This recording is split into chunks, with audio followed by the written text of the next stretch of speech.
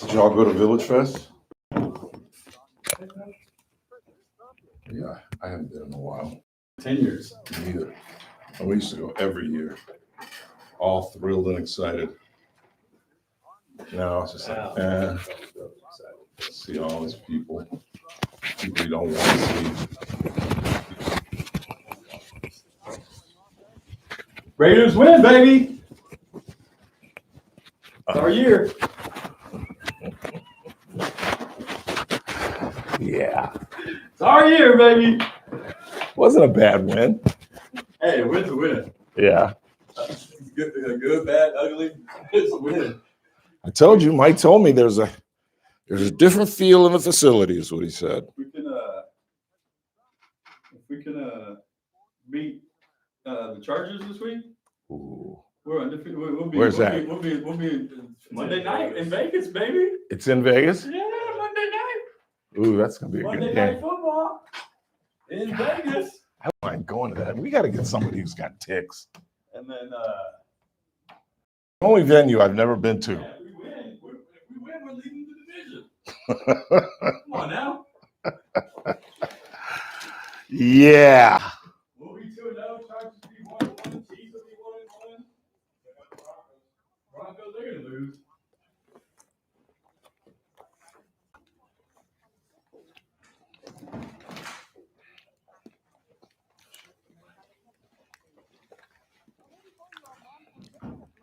Hey, look up what that. After completing just half of his sentence, the California Board of Parole Hearings granted the release of Mendel Mendez, stating that he no longer posed a threat or risk to the public. Authorities with the Kern County District Attorney's Office say Mendez shot and killed Rafael Gutierrez Melgoza in May of 2004. Mendez was later sentenced to 40 years in prison for that crime. The DA had asked that Mendez be denied parole due to concerns regarding his mental health, but they were denied that request. Mendez's release is due to a California parole law which allows for the release of prisoners who have served at least 20 years and are at least 50 years of age. There were 2 winning tickets in Saturday night's Powerball drawing. Tickets purchased in Missouri and Texas each contain the 6 winning numbers, leaving the ticket holders to share the $1.8 billion jackpot. Closer to home, a ticket purchased at the Love's Travel Stop on Tehachapi Drive matched 5 numbers, and while its holder will not walk away with $1 billion, lottery officials say it's worth $1.5 million before taxes. I'm Stace Keene in the KERN newsroom with news every half hour or when it breaks on News Talk 96.1 and AM 1180 KERN. You think this is the Army where you shoot them a mile away? You got to get a post like this little thing. You blow their brains all over your nice Ivy League suit. It's the Ralph Bailey Show on News Talk 96.1 and AM 1180 KERN. Now make sure you beat the house when you make the call. You understand me? You hear me? Call from an outside line. I mean it. Call in or text to 661-842-KERN. That's 661-842-5376. Listen live at KERNradio.com. Now, the host you've been waiting all day for. Live from the KERN studio, here's Ralph Bailey. Hi, everybody, and a very pleasant good afternoon to you, wherever you may be, however you may be listening, however you may be viewing. For those subscribing on YouTube, it's the Ralph Bailey Show. On a Monday, 8th day of September, Chris Burdick producing the broadcast. Got a busy Monday show. Our usual regulars join us at the bottom of the hour. Dr. Jeet Singh will join us. We'll talk about glioblastoma, the deadly cancer, brain cancer that took the life of Chanel Jones' husband, a Today Show regular. Kathy Abernathy will join us at 4 o'clock. Kathy had an appearance earlier today. I'll let her walk you through that. 12 people are dead in Kathmandu after demonstrators stormed the parliament there after the government banned social media. It was mostly 20 and 30-year-olds who literally stormed the government over a lack of Facebook, WhatsApp, Instagram, WeChat, etc., etc. We'll get into that as well. And Cheryl Richardson Wagner wants the world to know, I'm not the Philly Karen. The other Karens that are trying to wreak havoc on the life of the idiot Philly fan that you all know who I'm talking about, that took the baseball away from the 10-year-old boy who was about to celebrate his birthday. Well, the vigilante, which is social media, went after a woman they believed was the Karen Philly, the Philly Karen. And they identified her as Cheryl Richardson Wagner. Well, that wasn't her. You got the wrong guy, or woman in this case. And that's what's wrong with vigilantism. And this is the most ridiculous story I have ever seen. Well, maybe not, but in a long time. Because once again, who's worse, Burdick? Is it Philly Karen or Tennis Tom? Do you know who Tennis Tom is? We talk about the guy who stole the hat. The CEO who stole the hat from little boy. I will say, based on how much money the man makes and who he is, I would say the CEO is worse. And he didn't get half the smoke that this woman's getting. No, but she also went out of her way and got in the dad's face. This guy kind of just like tried to sneak it and got caught. No, this lady went out of her way to go down to that dad and steal that ball back. And traumatize the kid. You see the kid with his eyes big as plates? Like, what's going on, Dad? There's no business. Dad, why'd you take my ball? Why'd we give it back to her? But really, they should be sending her Christmas cards because it was literally the best thing that could have ever happened to that child. The Phillies, or the Marlins, I guess it was a Marlin game, they found out, they witnessed it, I suppose, or got back to their office during the game. And I guess, as most of you know, the kid got a bunch of swag. Then, after the game, he got to meet, the kid's name was Lincoln Feltwell. And then after the game, he got to meet, don't tell me, Harrison Bader, who hit the home run. Bader signed a bat to him. Then some RV magnate promised he and his family, the boy Lincoln and his family, World Series tickets. And an RV. Oh, they give him an RV too? Yeah. Holy crap, I didn't know that. It's part of the tweet. He says, oh, and an RV's coming too, by the way. You know what Harry would make me do? Harry would make me find out the woman's name and send her a thank you card. Yeah, no kidding. I mean, that is the best thing that ever happened to that kid. Meantime, the fellow Karens are trying to destroy the woman, have her get fired. Really? You want to destroy a woman for acting like an ass at a ball game? If we did that, Dodger Stadium would be empty. I can't remember the last time I went to a Dodger game and didn't see somebody act like a complete and total ass. And with Dodger fans, it gets physical. We killed about what, 3 or 4 people in the last 20 years? Yep. Giant fans who dare to wear their gear in Chavez Ravine and getting kicked in the head in the damn parking lot. And one of the guys came up here to get his therapy out there in the Northeast. Now, those are the people that you really should be They demonizing. are criminals who should go to jail. This woman's just an ass. I don't care if it's your Theo. You should definitely tell him to stop that. And half good news, half bad news from the U.S. Open. Aryna Sabalenka won. That's all I'm going to say about that. I don't know why I don't like her. I think it's because she's a Belarusian. She's a Russian. Belarus used to be part of Russia. She's a Russian, as far as I'm concerned. And she thinks she's really, really hot. I saw her on the Today Show today. She thinks she's really, really cute. And normally she'd be in my wheelhouse. 5'11", probably about what? What do you think? About 65? You know, 5'11". But no, she's got like kind of a horse face, kind of a man's face. Anyway, she wins. And as per my prediction, even Carlito can overcome the mush. Did you watch the match at all? I did not get to catch it, no. It's unbelievable. It is unbelievable. And it's good and it's bad. It's good because these guys, Jannik Sinner from Italy and Carlos Alcaraz from Spain, are going to give us some unbelievable tennis for the next 5 to 10 years. The bad news is, I think at least for the next 5 years, it's just them. There's nobody even close. And the closest person to both of them is 38 years old, turning 39. It's not even close. They were hitting shots. It's such good tennis. It's unbelievable. I mean, Alcaraz, he's the most talented tennis player I've ever seen. And I've watched tennis for 50 years. I've never seen any. I'm not saying he's the GOAT, but he's the most talented shot maker I've ever seen in my life. There are two shots that I remember distinctly because Sinner is hitting 125 miles an hour serves.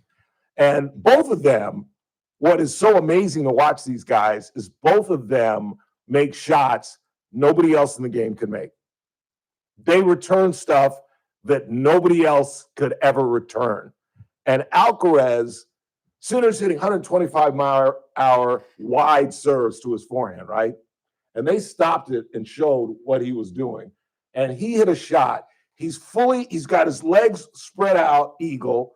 He's spread out like Christ on the cross. And not only does he return 120 and get to it, but he flicks it down the line like a ping pong table for a winner. For a winner over a serve that should have been an ace. It's just stupid tennis. And the other shot that he made, he came in on a ball that he shouldn't have come in on. So he was in that, when you get in that no man's land where you're not close enough to volley it, but you're so far back, you got to short hop it. It's behind him. The ball is behind him.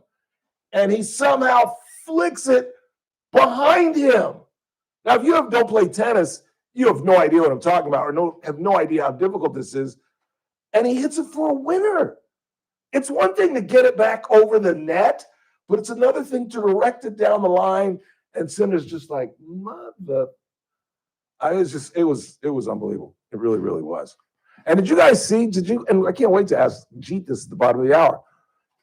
On the side of the tennis thing, they keep flashing 75 years of breaking barriers and world's healthiest sport. Didn't we talk about this already? I think so. We talked about it a little bit last week. All right, well, I can't wait to ask Jeet about it. If you play recreational tennis, your life expectancy is 9 years more than mine or Chris's. Isn't that crazy? Just from playing recreational tennis. That's what they're claiming. So I'm going to ask Jeet about that. Have to get back on the tennis court. I wish I could. I didn't even play golf this week.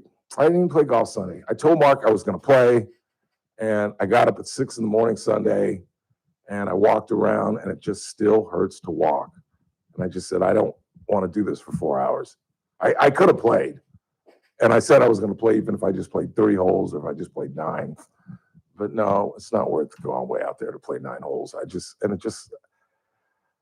don't know what's going on. I'm walking normally, but it still hurts. It still hurts my ankle. When we come back, we're going to talk about our lead story of the day. The Supreme Court this morning ruled that Donald Trump can detain anyone that they suspect, they being ICE, is in the United States illegally. This is crazy. I'm sorry, I got to disagree on this. But essentially, if you're speaking Spanish, you look Mexican, or you have a low-wage job, you're looking for day work at a Home Depot, you're working in a cannabis farm or out in one of the fields here in Kern County, the Supreme Court says, yeah, they can come swoop you up. They sure can, based on nothing, solely, exclusively on the color of your skin, your language, and whether you seem to be Mexican and could be illegal. It's the craziest ruling. And unfortunately, we won't have our judge tomorrow, Teresa Goldner. So we're on our own on this. And I'm sure we know where Kathy is on this. So there's really nobody to help me out on this. But I just think this is nutsy cuckoo. We'll get into just a second. And as I mentioned, Dr. Jeet Singh at the bottom of the hour, the aforementioned Kathy Abernathy at 4 o'clock. And the Dodgers lost one of the most incredible baseball games I've ever seen in my life. And thank God I didn't see it live. I caught it in the 6th inning. Uh-huh. And YY had a no-hitter going. Yeah. So I said, okay, I'm going to go back. I'll watch this later. I was watching something else. And then I'll come back just to see. They were up 3-0. And I said, it ain't over. I really did. But I want to come back and see if he gets the no.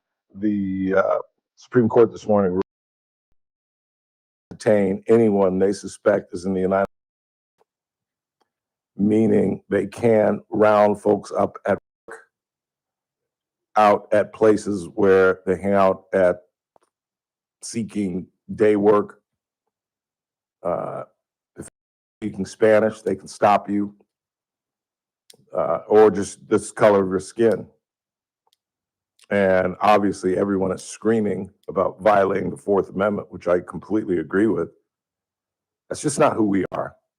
That's just not how I thought we were going to go about this fight with illegal immigrants.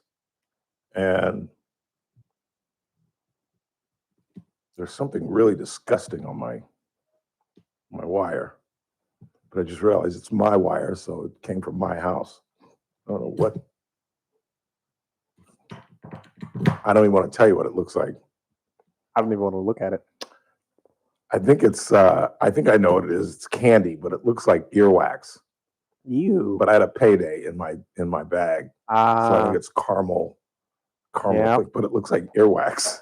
I was like, because it's funny, I was, as the viewers know, I was just kind of like digging in my ear, and I was like, did I just wipe that on the thing now? You know what? They can't even see it too, so you're describing something that they aren't even aware of. You want to see it? Can you see that? Can you see that? It's earwax. Came straight out of my ear. Would it be funny if I just licked it? I know it's not even that. It grossed me out. It's caramel. It's caramel. I can smell it. I just think this is wrong, and I'm sorry. I got to agree with Sonia Sotomayor, who said we should not have to live in a country where the government can seize anyone who looks Latino, speaks Spanish, and appears to work at a low-wage job rather than stand idly by while our government freedoms are lost. It was a total violation of the Fourth Amendment. And it's, you know, we went through this with black folks in, what was it called? Oh, God, just identifying, what was it called? In the 80s and the 90s, where they would just identify people and stop you. It was driving while black. There was a phrase for it.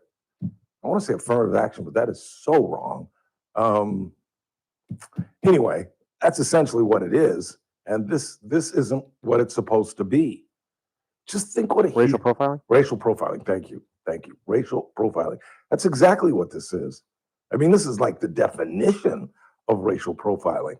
And what was weird, according to pundits, even the Fox folks said this, that the court never really explained its reasoning on this. And there's no appeal after the Supreme Court. This is how it's going to be.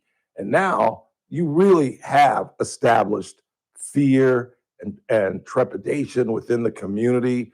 People aren't going to go to work. Kids aren't already going to school because of this. I mean, this isn't what I perceived when we thought we were going to go after illegal aliens. Is it for you guys? Did you really think that your housekeeper was going to be targeted? That your gardener was going to be targeted? That the people that keep our ag industry going were going to be targets of this? People who have grandchildren here, who've lived here for 20, 30 years? Now, should there be some penalty for those folks who are here illegally? Of course there should be. But to round them up, criminal-free, paying taxes, being part of the American economy, and now the Supreme Court says that if, I don't know, Carlos Alcaraz comes to Bakersfield and ICE agents hear him speaking Spanish, that they could literally round up Carlos Alcaraz, U.S. Open champion. He's not even Mexican. He's Spanish. You think ICE agents know the difference between Castilian Spanish and Mexican? I doubt it. And as crazy as that sounds, it's true. They could literally, you think ICE agents know who Carlos Alcaraz is? By the way, somebody needs to talk to Carlos. Somebody needs to talk to his agent. He needs an orthodontist badly. I used to be able to turn him on to one, but Tony Tarango has long retired. But Burdick, you should call him and talk to his agent. Tell him he needs some orthodonture. That boy looks like Dracula. That boy got fangs. He ain't got teeth. And that's one of the first things your agent does is get your teeth fixed. Have you noticed? You watch NFL players when they interview, their teeth are perfect. Do you really think these ghetto kids coming from the ghettos of the South and throughout our country have perfect teeth? No. They're agents now, and they can do it in college now because they got millions of dollars in NIL money. One of the first things they do is get the veneers and the teeth straightened. But your boy Carlos looks like a damn vampire. Oh, he really does. But at the same time, it's just kind of the overseas thing. Like European countries really don't see it as that big of a deal. Oh, the British are the worst. Good googly moogly. Who you got? Barbara is on the line. Barbara, you're on the Ralph Bailey Show. Hello. Hi, Barbara. How are you? I'm outstanding. Thank you. Oh, well, that's good to hear. So they waltzed right in very easily. Why is this so wrong? 20 million waltzed right through the door. Nobody stopped them. No one said hello. What do you propose? What's the best way to go about this? To punish those who have been here for a long time, tax-wise, reimbursement-wise, somehow, but allow them to stay here. Just don't round them up. Now, recent folks or anyone with a criminal record, they've got to go back. But you really want to send people who've been here 20, 25 years back to Mexico? No, I don't. And I have a feeling they round them up. They don't just put them on a bus. I'm sure there is some vetting once they quote unquote round them up. I don't think they all get on the same bus and get shipped off. So I think you're right. I think that was what was said all along. Well, they're imprisoned, that's for sure. Well, but you got to go through the process. They are here illegally. So there is that. If they've been here for 20 years, they could have become legal. Yeah, I don't understand that either. I don't understand learning the language. What about all the people that paid the money, waited? What about all them? What are you going to give them?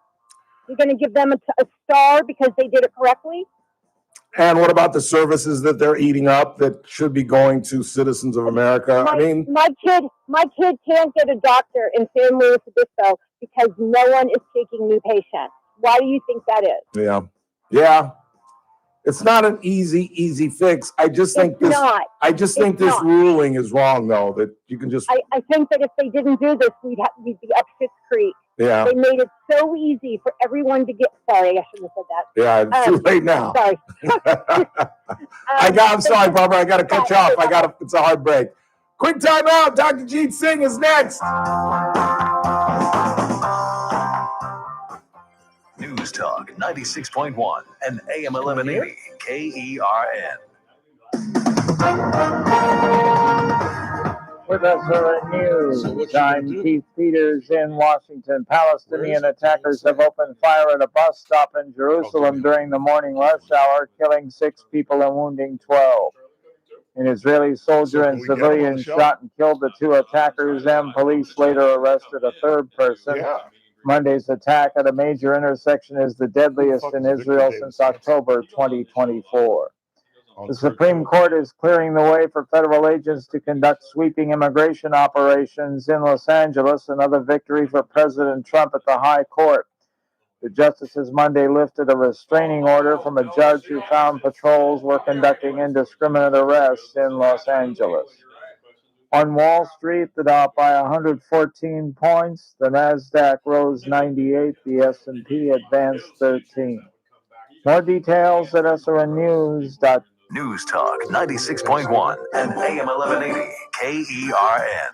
From the KERN Newsroom, your live and local news update on News Talk 96.1 and AM 1180 KERN. Former Delano Police Chief Mark DeRosa has entered a no-contest plea regarding a charge of annoying or molesting a child under the age of 18. DeRosa was arrested last year following a sting operation where a detective posed as a 15-year-old girl. Because DeRosa did not physically meet the decoy or send explicit images, he was able to escape felony charges. He will, however, have to register as a sex offender for the next 10 years as part of his plea agreement. 42-year-old Michael McClintock has pled no contest in the death of 63-year-old Randy Eugene Stark. According to reports, Stark was killed last November by McClintock, who then fled to Texas. He was later arrested in January. McClintock will be sentenced next month.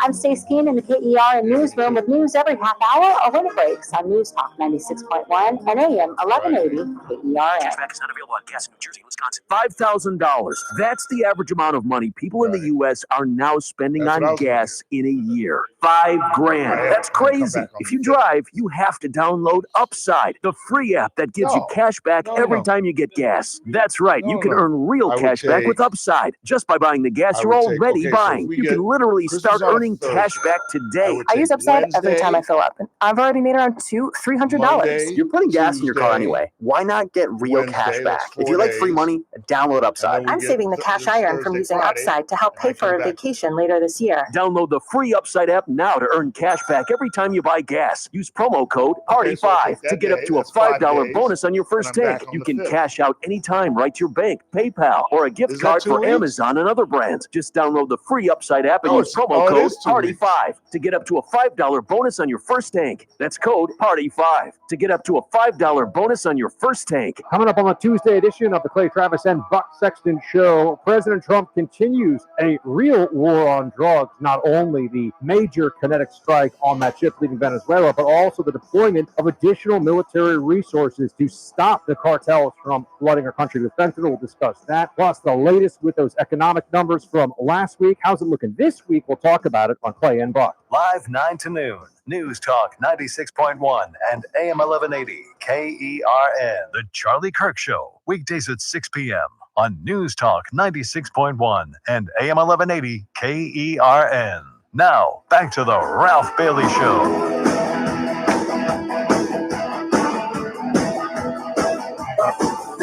Doctor, give me the news. I got a bad case of loving you. It's Monday.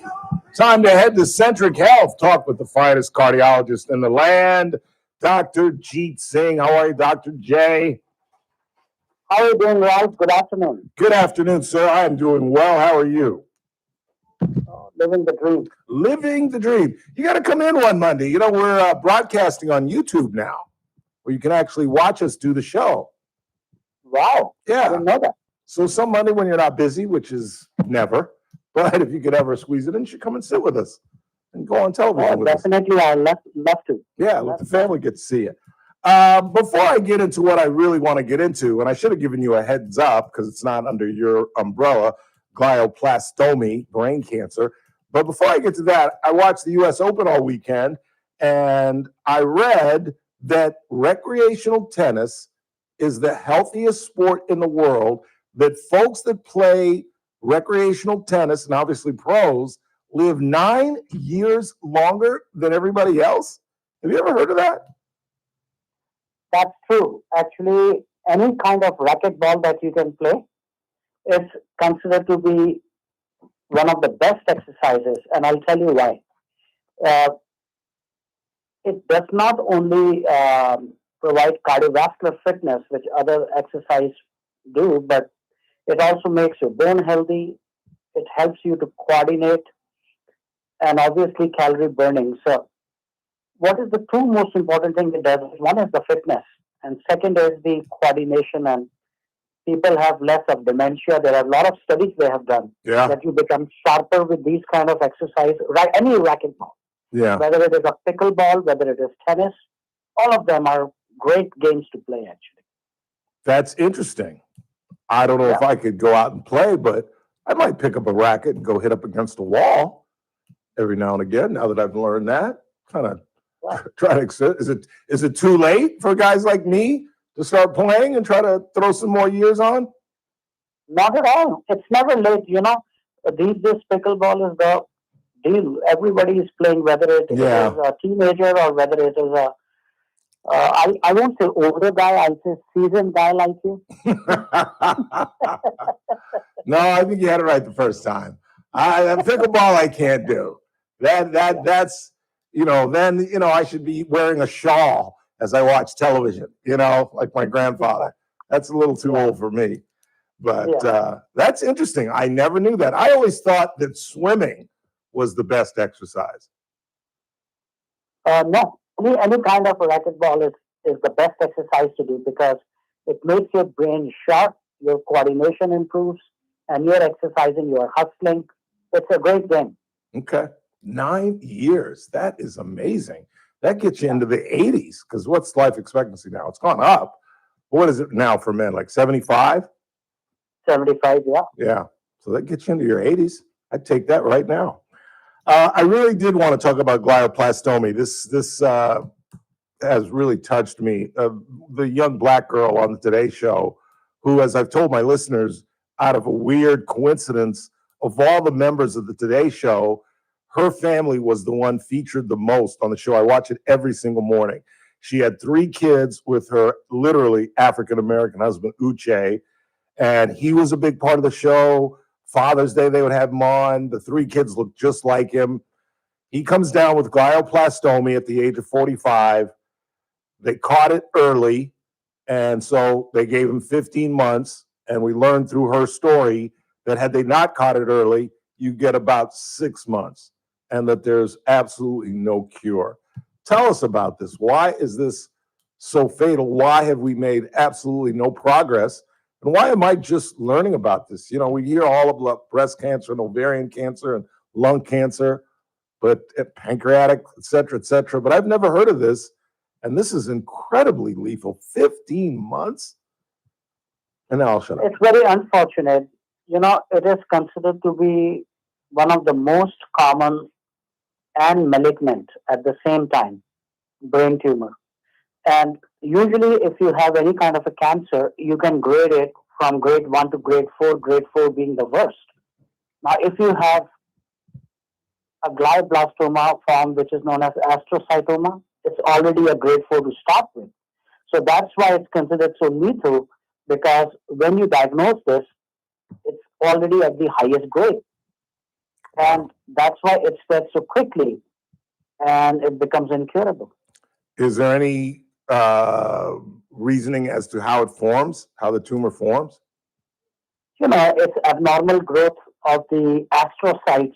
It's one kind of a fiber cell in the brain, and it's just the malignant growth, rapid growth of these kind of cells, and they are considered to be very lethal. It's spontaneous, it's sporadic. Wow. And absolutely no cure. Why is there no cure? Why is it so difficult to fight?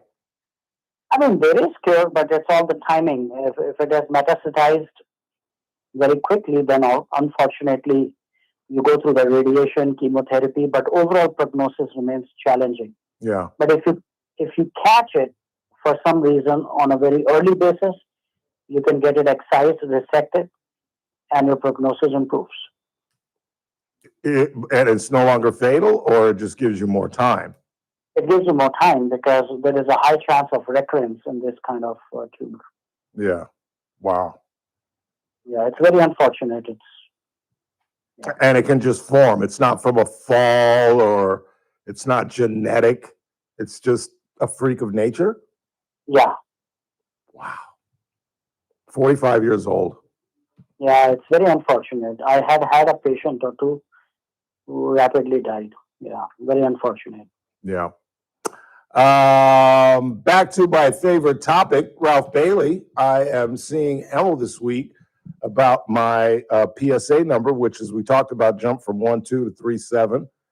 And I'm a little concerned. He was telling me that if it's not an infection, which he believes it is, that's why I've been on antibiotics the last 3 or 4 weeks, that we'll get a biopsy. Walk me through what I'm looking at in a worst case scenario. You know, what happens is you go through the PSA levels, they periodically assess it. You have prostate ultrasound guided biopsy. You look at what is the nature of the prostate cells, if it is benign inflammation or it's something which needs to be resected because it's a cancer. So biopsy holds a very significant role in diagnosis of the condition. And from a biopsy, where do we go from there? You know, biopsy is the confirmation. It's the last step you have to do. And once you have the tissue sampling, it confirms the diagnosis. And that's it. So basically, it'll tell me whether I have cancer or not. Exactly. Whether it is an inflammation known as prostatitis, which can be treated with antibiotics or anti-inflammatory agents, or you need a surgical resection if there is any doubt about it. And at 3.7, they would do surgery. What's that? At 3.7, they would do surgery if, in fact, It doesn't matter. I have patients who had value of 1.5 compared to 15. The 15 value patient did not have a cancer, but the guy with the 1.5 value had it. Really? Yeah. So I've seen all kind of presentations, but whenever it's elevated, I always say go and get it checked. It may be nothing, but you need to get it checked. Absolutely. Well, we will see what we will see. Say a little prayer for me. Yeah, of course. Always good to talk to you, sir. We appreciate you taking the time, and we'll talk to you again real soon. Thank you, Ralph. All right. Good luck to you. Thank you, sir. I appreciate it. Text me and let me know. I will, definitely. Thank you. Take care. Bye. Dr. J. Jeet Singh. I used to play a lot of tennis. I used to play with our weekend guys. Rich, I can't remember what Rich's last name was. No, I almost said Weintraub. But isn't that a famous guy too, Rich Weintraub? Or was that his name? No, that one I'm drawing a blank on, to be honest with you. Or is that somebody I went to high school with? Probably. Anyway, he was a collegiate tennis player. And it was one of the worst sporting experiences of my life. We played every weekend. I was the weekend anchor. He was the weekend sports guy. And he beat me 6-2, 6-2 every time. And I would consider that a victory. If I could get 2 games off of him, that was a victory. Because I couldn't touch his serve. I literally couldn't touch his serve. We would have we'd play for like a half an hour because he beat me 6-2, 6-2. And we'd have maybe 6 or 7 rallies in a half an hour. But then I started playing Todd Carley, who became my sports guy. And we both sucked, so we would get into some nice rallies. But I could play. I could get a racket and go hit up against the wall. Now that I found out how healthy tennis is, I might just do that. Temperatures are about to drop. It's about to get nice. Go down to Jastro and just hit up against the wall. I could do that for 45 minutes. Walk home, walk there. It's a nice day of exercise. I can't even play golf, and I'm talking about playing tennis. Quick time out. We'll check the board, see what y'all are talking about. Kathy Abernathy joins us at the top of the hour. It's the Ralph Bailey Show on News Talk 96.1 AM 1180 KERN. We're streaming live at KernRadio.com. News Talk 96.1 and AM 1180 KERN. Tuesday's Armstrong and Getty Show. France's government has toppled. Got all kinds of debt problems, economic problems. You mean you can't retire at 50 and get 8 weeks of vacation your whole life? That doesn't last forever? I'll be darned. And if you weren't already cynical about the whole influencer thing, turns out quite a few of the big ones don't exist. They're entirely AI generated. And these are odd times. On the next Armstrong and Getty Show. Weekdays noon to 2 on News Talk 96.1 and AM 1180 KERN. Please meet Paul Sheldon's client, Marilyn Bull. Hi, my name is Marilyn Bull. I heard of Paul Sheldon through my husband. So when I retired, I decided I'm going to go to him too. And I'm very pleased. The experience with Paul Sheldon has been great. Every question you asked, he had an answer for. He was patient and explained everything to where you could understand it. So I'm glad I had him to go to, because otherwise I would be confused. I would recommend Paul Sheldon to anybody because it is so much easier to go there and have someone actually show you and explain to you what your options are. And when you leave there, if you still didn't quite understand, you can always call and even make an appointment with you and rediscuss the whole thing. I also have recommended it to my sister. Thank you, Paul Sheldon, for all your help, and I wouldn't know what to do without you. When Medicare matters, our team has the answers. Team Paul Sheldon. 2298. You've used KV Print and Bakersfield signs for all your print marketing products throughout time. Why? Because we've been doing it right for over 35 years. And now KV Print and Bakersfield Signs are excited to unveil our brand new 10,000 square foot state-of-the-art facility. At KV Print and Bakersfield Signs, we don't just print, we help bring your brand to life. From vibrant brochures and business cards to custom vehicle wraps to branded company apparel and eye-catching storefront signage. KV Print and Bakersfield Signs provides high-quality marketing materials that get you noticed. Whether you're promoting a new product, outfitting your team, or turning your vehicle into a branding machine for your business, we've got you covered with fast turnarounds, great prices, and the personalized local service you deserve. Are you ready to stand out? Visit kvprint.com or call 661-327-1772 today for a free quote. KV Print and Bakersfield Signs, your brand, your style, our print. Here's the tale of the daily med fill. Same old pharmacy, same old bill, but those prices kept rising higher still. Till the savings Wrangler rode in, cool as can be, at Good RX, saving massively. No plan? Don't matter none. Up to 80% off. Deals are done. Discounts hitting harder than Mall's chili. Dang.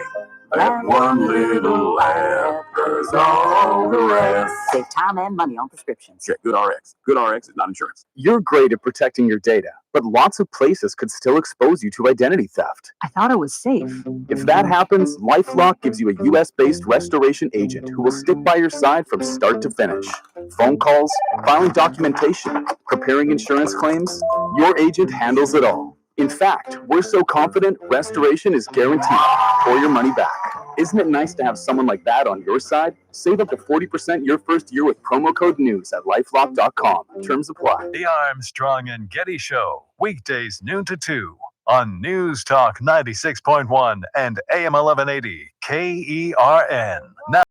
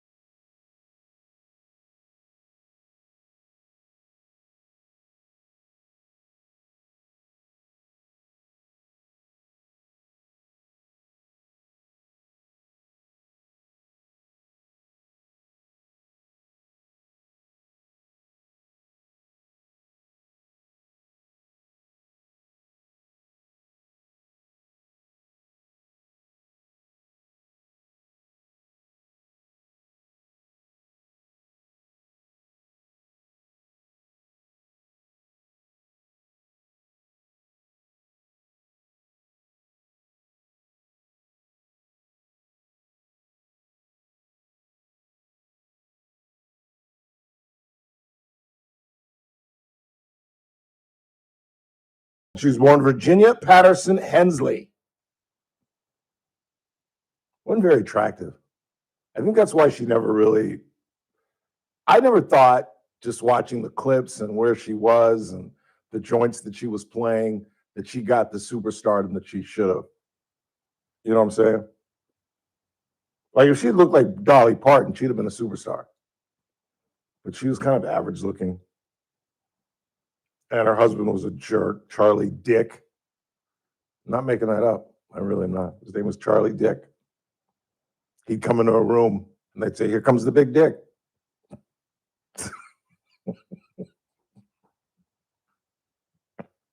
Because they had kids, and he's little and a big. Okay. Born in Winchester, Virginia. Patsy Cline. 842-537-6842 KERN. What do you got on the board? JD has chimed in. JD. By the way, I'm just the mush. I just am. So I put $40 in underdraft. It's $4.45, and I'm bored as hell. So I'm like, all right. I throw $40 in underdraft. Underdog? Underdog, whatever. Underwater, under siege, whatever. And I I get Josh for 229. Okay. He had 260 in the fourth quarter alone. But it was looking bad because he only had 100 in the first half, and I was nervous. Yeah, it was but rough. that was the easiest one. I had Derrick Henry scoring. That was early. So I'm like, good. And I had Lamar to carry the ball 7 or more times. He carried 6 times. And here's the killer. $1:39 left. They've got the ball. No timeouts for Buffalo. If they get 1 first down, what are they going to do, Chris Burdick?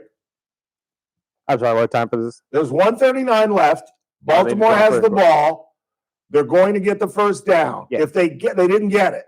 They had to punt the ball, which led to the ridiculous comeback. Right. But if they get the first down, what is Baltimore going to do? Run the clock out. What are they going to do? What play are they going to call? More than likely a scramble, or I'm sorry, a draw to Henry because they've been killing it at that time. Let me tell you the scenario again and just assume you didn't hear me. We're running Or the ball, that you right? should We're be talking Baltimore? banned from any sidelines ever from coaching anything. There's a minute 39 left. Right. The opposite team doesn't have any timeouts. Right. You get a first down. Oh, you're talking QB Neal. I apologize. Thanks. So they're going to do what? QB Neal. How many times? Probably once or twice. And that's considered a what? Well, It's considered a rush. Do those count those? Yes, it does. And I win. 2 kneel downs and I win. That's a rush. It's a rush for negative, but I'm not asking for yards. I'm looking for carries. That's a carry. It's like a quarterback sneak that went badly on purpose. What are you arguing with me? You don't think that's considered a rush? No, that's I'm just thinking in my head because I don't know if they counted those. But if Trust they me, do, then you're right. They Absolutely. absolutely do. And I would have got it. And they didn't get the first down. And they punted. And that's our donkey of the day. We'll do that later. The 15,000 or so Bills fans. I thought Bill fans, the Bill Mafia and all this nonsense, I thought they were diehards. You don't leave. There was like 5 minutes left in the game. It was the last game in that or home opener in that stadium too. So stupid. So stupid. My fault. I didn't hear you say no timeouts. That's why I was confused. I was like, well, you want to run the ball Yeah. still. You want to run out the clock. And poor Mr. Henry. Yeah. You go from getting the game ball, That's all I'm saying. Give him the Being ball again. Let him run someone over. player of the week, and what he was thinking, how you don't run the football with both hands on the ball, I just don't understand. In his defense, though, he No, was there's no rushing. defense. But you don't need to. You don't need to even gain any yards. You just want to do this. You want to run the clock out. True. That's all you want to do. That I've never seen anybody play so well and end up being the reason that you lost. And Ed Oliver made a beautiful Yeah, play. he there really to make did. that- He really pop that did. ball out. Baltimore, I just don't know how they lost that game. They are so much better because the Bills aren't winning the Super Bowl anytime soon. They're just not. Josh Allen is the best quarterback in football by far, in my opinion. By far.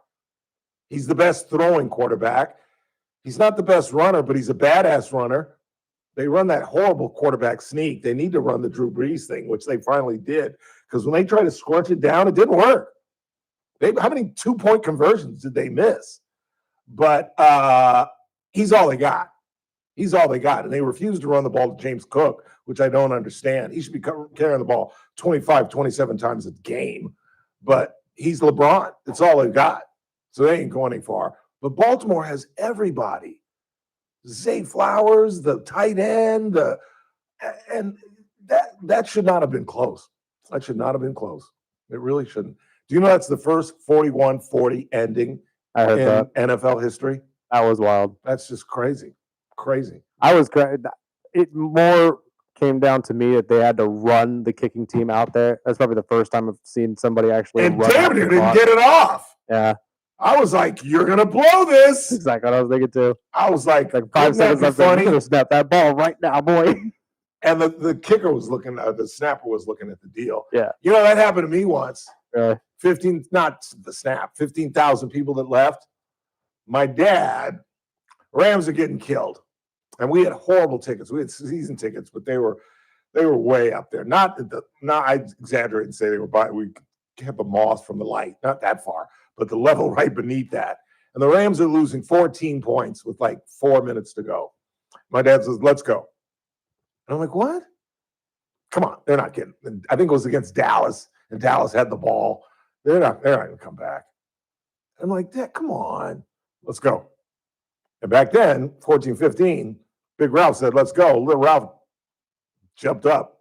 So we're leaving, and it's a long haul to get out from our seats. First of all, it's a long walk down to the steps. Then it's another walk down to another level. Then it's a huge step down to get to field level. And by the time we get to field level, you hear this cheer. They've obviously scored. And I go, Pop, we're down 7. There's probably a minute left. Let's go. So we leave the stadium. We were because we used to park across the street behind this grocery store. And that was cheap. And we never got towed. So that's where we always parked. And by the time we get to the car, there's another cheer. And I was like, we got to go back, Dad. We got to go back. And he was like, you can if you want to. And I was like, okay, boy, get back here. What's the matter with you? Get in the car. We get in the car. As soon as he turns it on, Dick Enberg, and the Rams have tied it up. It's unbelievable. And I'm like, we got to go back. And he was like, go ahead. I'll wait here. Are you serious? Yeah, go ahead. I run back. I sprint back. It's going to be OT because I think OT had just been instituted. I run back. I get to the gate. And I'm coming back. The guy's like, sorry, you can't come back. Like, what are you talking about? What are you talking about? Hey, once you're out, you can't come back. I'm like, what do you mean? We got season tickets. I just left. You just saw me. Sorry. And then the guy was going to do me a solid. He was like, all right, let me see your ticket stub. My dad has my ticket stub. Yeah, kid. No, I'm serious. Didn't you see us come in? Did I see you come in? I mean, God, no. And then another cheer. Dempsey hits the 43 to win it. And I walked back. I crawled back to the car. I walked back by inches. It took me 27 minutes to get to the damn car, and I didn't speak to my father for 2 days. And he loved it. I didn't even win. Like the second night I didn't talk to him, we're at dinner, and he's like, Harriet, are you enjoying the silence as much as I am? Yes, Big Ralph. It's conspicuously quiet at the dinner table for the last couple of nights. And I just pushed my plate away and went to my room. And then, of course, about an hour later, came back and made myself a plate. I mean, I'm not going to go hungry. What's the matter with you? I will never forget that. And then the dude was going to do me a solid, and I didn't have my ticket stub. And Tom Dempsey, that's how long ago it was. So I must have been like 12. Kicks the winning field goal, and I miss it. Didn't speak to Pop for 2 or 3 days. We head into the 4 o'clock hour. Kathy Abernathy joins us. And we'll talk about the U.S. Open, the Dodger debacle, and our donkey of the day. I'd stick around if I you.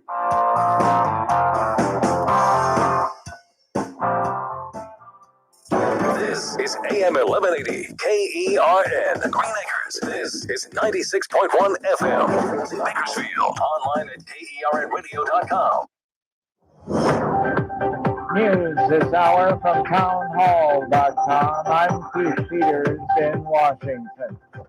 Senate Majority Leader John Thune says he has to change the chamber's rules because it's clear Democrats will not back up their objections to President Trump's nominee. This is simply the world's longest, most drawn-out temper tantrum over losing an election. Democrats can't stand the fact that President Trump was elected. And so they've destroyed decades upon decades of Senate precedent and turned a historically bipartisan process into an exercise in petty partisanship. The changes will allow quick confirmations of dozens of President Trump's executive branch nominees and will move to speed up votes after months of Democratic delays. President Trump has issued an ultimatum to Hamas about the remaining hostages. White House correspondent Greg Clugston reports. In a Sunday social media post, the president wrote that Israel has agreed to a new arrangement to secure the release of hostages in Gaza. He said the Israelis have accepted his terms, and now it is time for Hamas to accept as well or face the consequences. The president went a step further, declaring this is his last warning and there will not be another one. Hamas continues to hold 50 hostages, with only 20 believed to be alive. Greg Clugston, the White House. Palestinian attackers have opened fire at a bus stop in Jerusalem during the morning rush hour, killing 6 people and wounding 12. An Israeli soldier and civilian shot and killed the 2 attackers, and police later arrested a 3rd person. Monday's attack is the deadliest in Israel since October 2024. On Wall Street, the Dow up by 114 points. More at Town Hall. This is an important note to all U.S. taxpayers. The IRS is giving away billions of dollars in tax savings through a federal program called the Fresh Start Initiative to aid delinquent taxpayers. This initiative was established for anyone facing financial hardship and unable to pay their back taxes. Qualifying and enrolling in this program will stop all collections, settle your delinquent tax problem, and even reduce what you owe by thousands of dollars. Call the hotline at People's Tax Relief to see if you qualify and get this free information by dialing 800-419-2387. If you have unfiled tax returns or cannot afford to pay your personal or business back taxes, you can now get the help you need. One simple phone call can resolve your tax problem and save you thousands of dollars. To see if you qualify and to get this important free information, call 800-419-2387. 800-419-2387. 800-419-2387. From the KERN Newsroom, your live and local news update on News Talk 96.1 and AM 1180 KERN. I'm Stace Keene. The Kern County Sheriff's Department is investigating the death of a man whose body was discovered over the weekend in Mojave. According to reports, deputies responded to the 300 block of Trotter Avenue after receiving a call regarding a body being discovered. Homicide investigators were called to the scene. However, it's not known if foul play was involved at this time. Officers described the body as that of a male believed to be in his 50s. If you have any information, you're being asked to contact the Kern County Sheriff's Department at 661-861-3110 or the Kern Secret Witness Hotline at 661-322-4040. The trial of a Visalia woman whose son passed away after being left in her car has been postponed. 20-year-old Maya Hernandez is facing murder charges after she left her 2 small children alone in her car on June 29th. Hernandez told police that she believed the children would be safe in the car while she got lip injections because she had left the car's air conditioning on. However, investigators later learned that her car's motor shuts off after a half an hour if it's left alone. Authorities say the children were rushed to the hospital where 1-year-old Amelia Gutierrez later passed away. His older brother, 2-year-old Mateo, was treated for heat-related injuries and released. Hernandez's trial has been postponed to October 6th due to scheduling conflicts with the prosecuting attorney. And the Bakersfield Police Department is asking for your thoughts regarding their use of force policy. The department hosted a community meeting last week where they explained the new policies, which they say place an emphasis on de-escalation and the prioritizing of the safety of life. Policies can be found on the Bakersfield Police website, where you're invited to review and provide suggestions for improvement. I'm Stace Keene in the KERN Newsroom with news every half hour or when it breaks on News Talk 96.1 and AM 1180 KERN. The Army, where you shoot 1 mile away, you got to get a pose like this. Little thing, you blow their brains all over your nice Ivy League suit. It's the Ralph Bailey Show on News Talk 96.1 and AM 1180 KERN.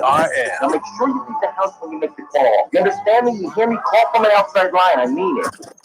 Call in or text to 661-842-KERN. That's 661-842-5376. Listen live at KERNradio.com. Now, the host you've been waiting all day for, live from the KERN studio. Here's Ralph Bailey. Hour 2 of the broadcast on this Monday, 8th day of September. It's the Ralph Bailey Show on News Talk 96.1 AM 1180 KERN, streaming live, KERNradio.com. Part of the hour, we'll get into this demonstration going on in Kathmandu, capital of Nepal, where 20 to 30-year-olds mostly stormed the parliament complex. They're not upset about the economy. They're not upset about Nepal's foreign policy. They've banned Facebook, and the kids have stormed the government. I am not making that up. It'd be funny, but 12 people died in this coup or attempted coup. I don't even know what. Huh? Oh, turn up a little bit. They can't hear it. Is that better? Well, you got to talk to me. Sorry, I meant turn it down. Oh, turn it down. Oh, did I just blow out everybody's ears? Sorry. Yeah, you're blowing everyone's eardrum. Okay, there it is. A little bit. Is that good? Tell me if that's good. Somebody in the chat room. So we'll get into that and talk a little sports. Talk about the Bills' comeback a little bit, and get into the Dodgers debacle. I've never seen anything like it. Never seen anything like it. In fact, we'll ask our guest if she's seen anything like it. I'm just glad I knew about it before I saw it. I didn't see it live because I would have had a heart attack.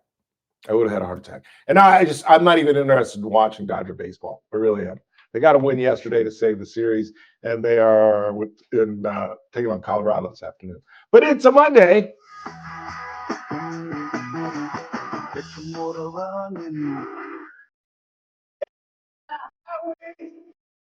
Kathy's looking for adventure. Professor Kathy Abernathy, how are you, Professor? Very good. Hey, you can switch to the Cardinals. They were 17 games behind last I looked.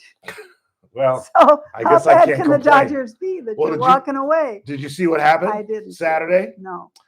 Yoshinobu Yamamoto threw 8 2/3 no-hitter. He needed 1 out for a no-hitter. He needed, in fact, I think 1 strike for a no-hitter. Guy hit a home run. So it's 3-1. All right. We lose the shutout. We lose the no-hitter. It's 3-1. And what inning? 9th inning. He was 1 out away from ending the game with a no-hitter. 1 out away. Guy hits a home run. And Eddie Paez kind of watches it instead of at least trying to get after it. All right, fine. We bring in Blake Trinan. He hits somebody. Man on first. He walks somebody. Man on second. He walks another person. Man on third. Base hit. 2-run score. It's 3-3. So look, goes Yamamoto. All in the ninth. All in the 9th inning with 2 outs. So now there goes Yamamoto's win. Even if the Dodgers win the game, Yamamoto can't get the win. It's 3-3. They bring in Tanner Scott, of all people. They bring in Tanner Scott. They could have called me and I'd have flown in and probably got the last out. They bring in Tanner Scott, base hit, we lose 4-3. We were 1 out from winning. We were 1 out from a no-hitter. We were 1 out from a shutout, and we lost 4-3.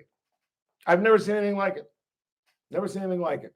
And if I'm Yamamoto, I don't know what I would do. It's like the 3rd or 4th time this has happened to him, where he leaves with a lead, and the Dodgers somehow figure out a way to give it away.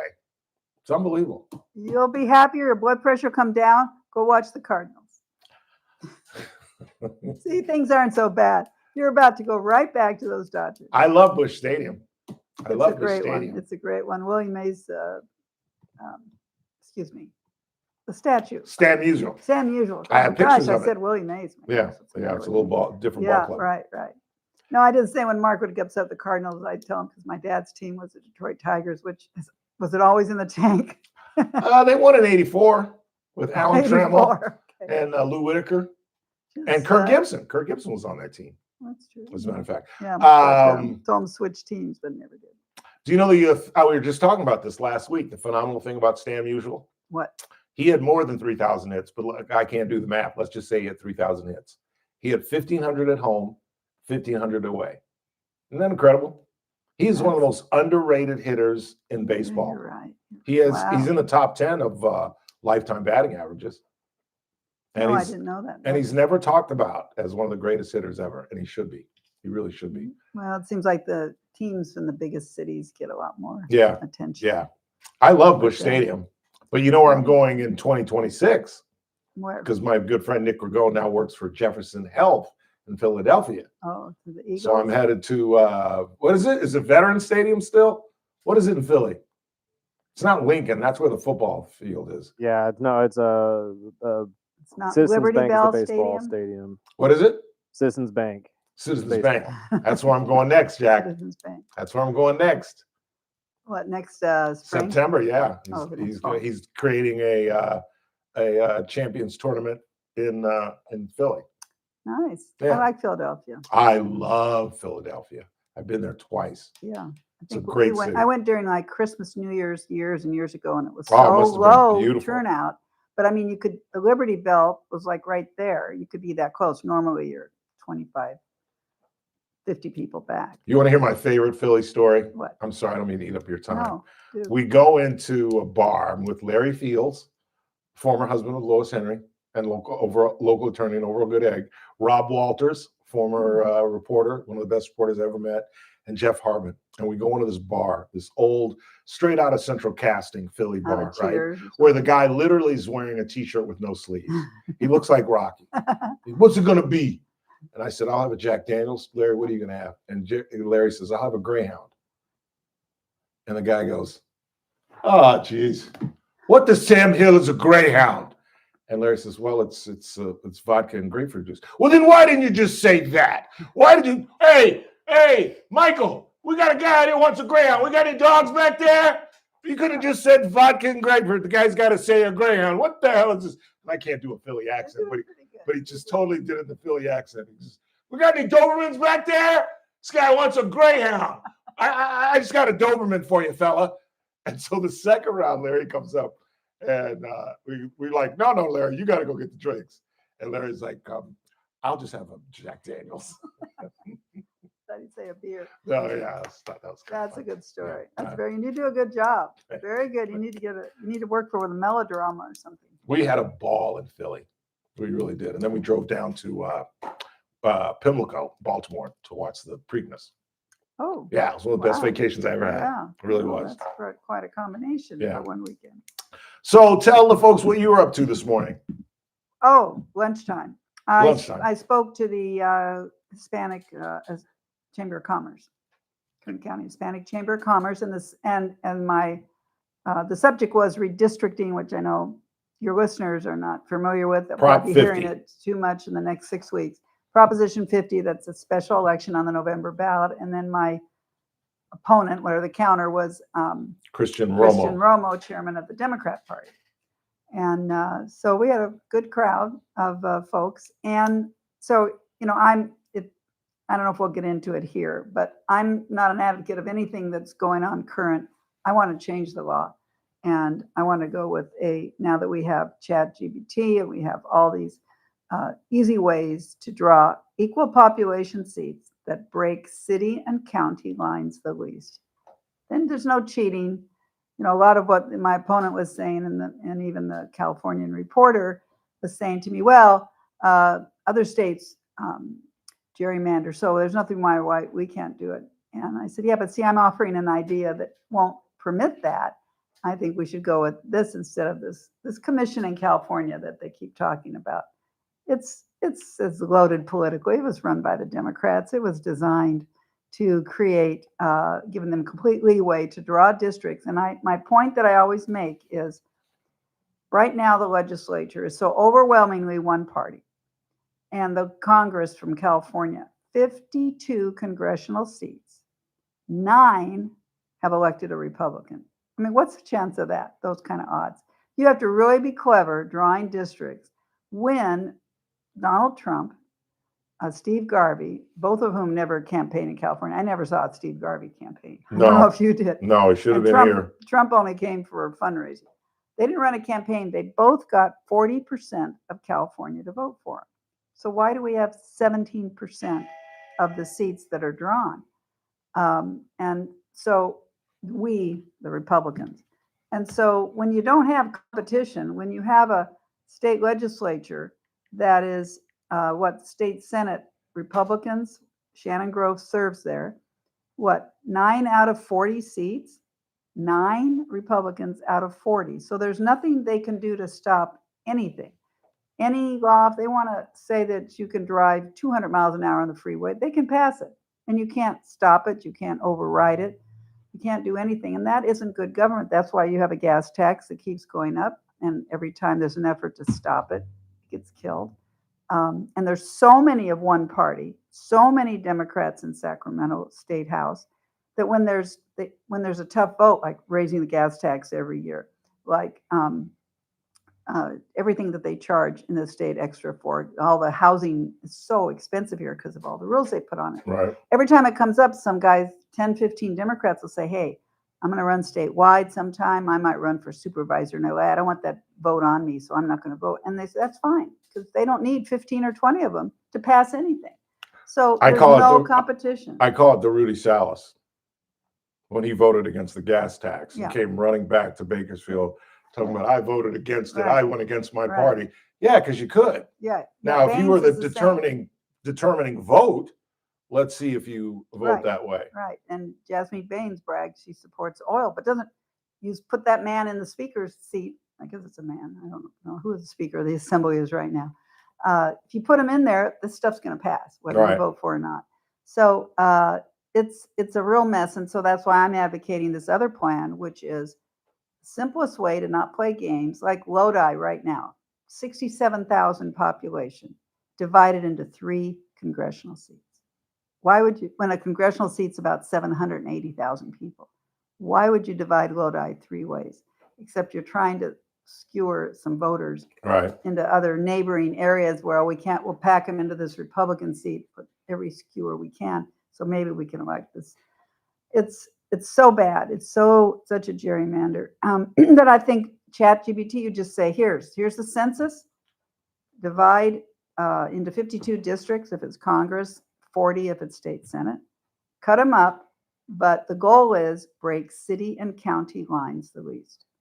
And I'm just doing it right now. I haven't done the political, I haven't laid the political information over it, but just the census information over. LA County gets 13 congressional seats, perfectly nicely drawn. They don't split cities and counties, that the least they have to, and then they say plus 200,000, that there's 200,000 people we'll have to put somewhere, which will be a neighboring county. But right now, they just keep going into every county around LA to dilute, like the Republicans, stick them in a heavy Democrat seat so you can't elect a Republican in the other county.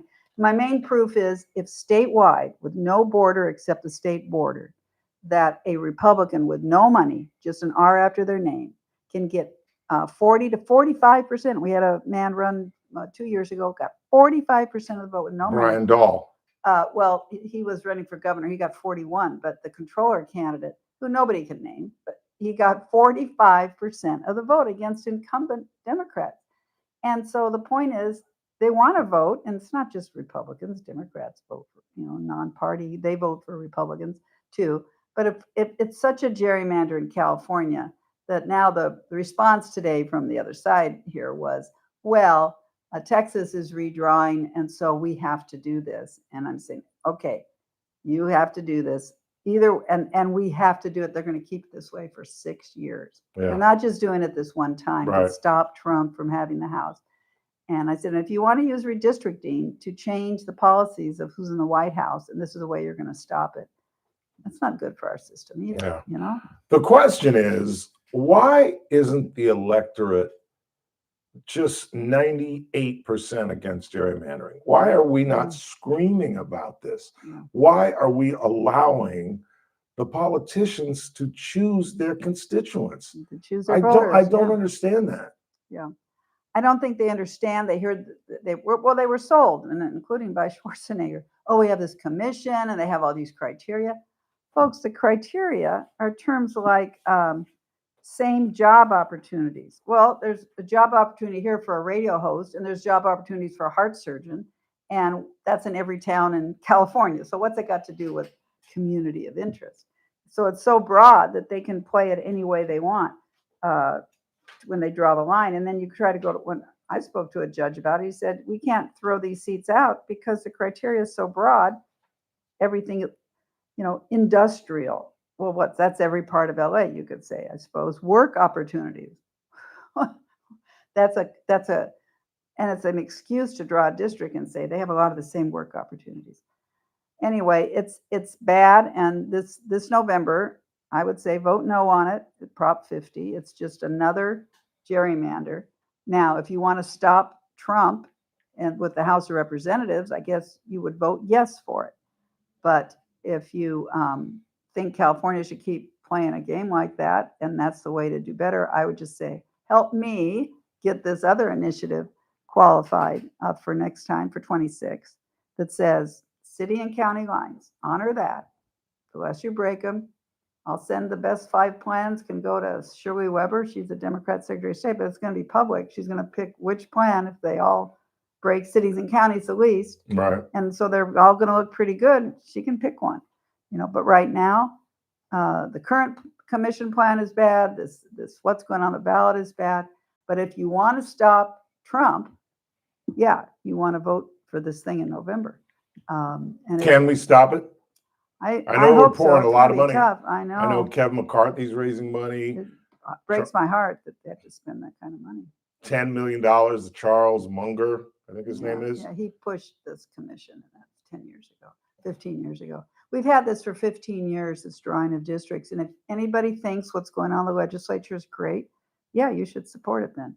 But you can't stop gas tax going to the roof.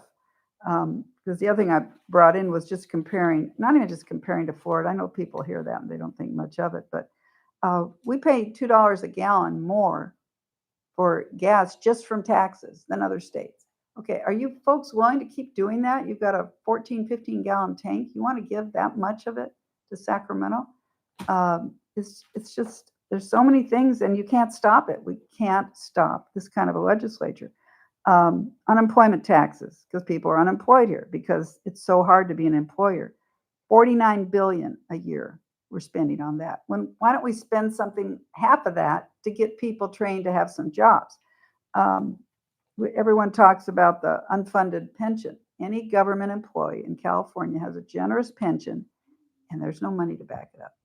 It's going broke. Where are they going to get it? As is Medi-Cal. Yeah, they don't have the money because they spend so much. And so I would think I don't think when people went to the ballot box, they thought, I love that gas tax. I'm going to vote for every incumbent, especially every Democrat, because they control the place. I just don't know if, I like my guy. He's a nice guy. He gave my child a certificate when they graduated from junior high, whatever. People have to get serious and read this stuff. So you're all going to get a ballot around the 1st of October. They're mailing a live ballot to your home. And read through it. There's no rush to get it in. Read through it and see what you think. There'll be the pro and con arguments in there. And while it may seem boring and technical, it is the reason every single law in this state is the way it is. And it's the reason we send 9 Republicans to Congress out of 52. 9. That's crazy. It just doesn't make sense. And it never used to be that way. Yeah. Like I said, when I worked in Congress 3 different decades, there were minimum 22 Republicans every time. Really? Yeah, and that's when the legislatures were drawing it. Yeah. Because they weren't. They've gotten very bold. So anyway, it's probably too much to think about. Kathy Abernathy is our guest, as she is every Monday. What do you think of the Supreme Court's ruling today? Supreme Court ruled Monday for the Trump administration agreed U.S. immigration agents may stop and detain anyone they suspect is in the United States illegally based on little more than working at a car wash, speaking Spanish, or having brown skin. By a 6-3 margin, the justices granted an emergency appeal and lifted an LA judge's order that barred roving patrols from snatching people off Southern California streets based on how they look, what language they speak, and what work they do or where they happen to be. What do you think? Well, I heard your previous caller. I thought she Barbara. Barbara. Yeah, I need to know where she lives. I'd like to run her for something. She made a good Did you point. hear that, Barbara? You could run. Yeah. We need people that say, hey, there's a law. And you talk to someone like me, my family, that's how they got here. They followed the law. It took years to get our cousins here. And they had to prove their health. They had to prove they had a job when they got here. They had to prove place to live. So other people break the law and get here. And there's work permits. There's systems to do it legally. But when do you stop? When do you say? And you bring up Home Depot a lot. But when I told my story here, I walked into Home Depot at 6 p.m. on a Sunday night. And the cops were taking people that were stealing. And they say this goes on 6-7 times a day. They go there and catch people stealing. And so when they say they go to Home Depot, I don't know who these folks are. I don't know if they're part of some gang. You're saying they're the cleaning lady in your house. I don't know. Are they not? I don't know. I don't know. I know my housekeeper doesn't speak English. Well, so she got here in the last 2 years? No, that's my point. It doesn't take that long to learn English. That's my point. I think she's been here for a very long time. And while Barbara makes very, very cogent points that I agree with, is that now the Trump policy that we're going to round up everyone that came here illegally, no matter when you came?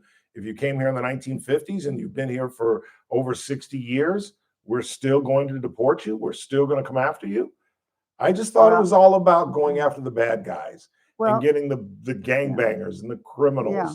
But now that's not what we're doing. We're rounding up people at out there on Pegasus, that little gas station restaurant.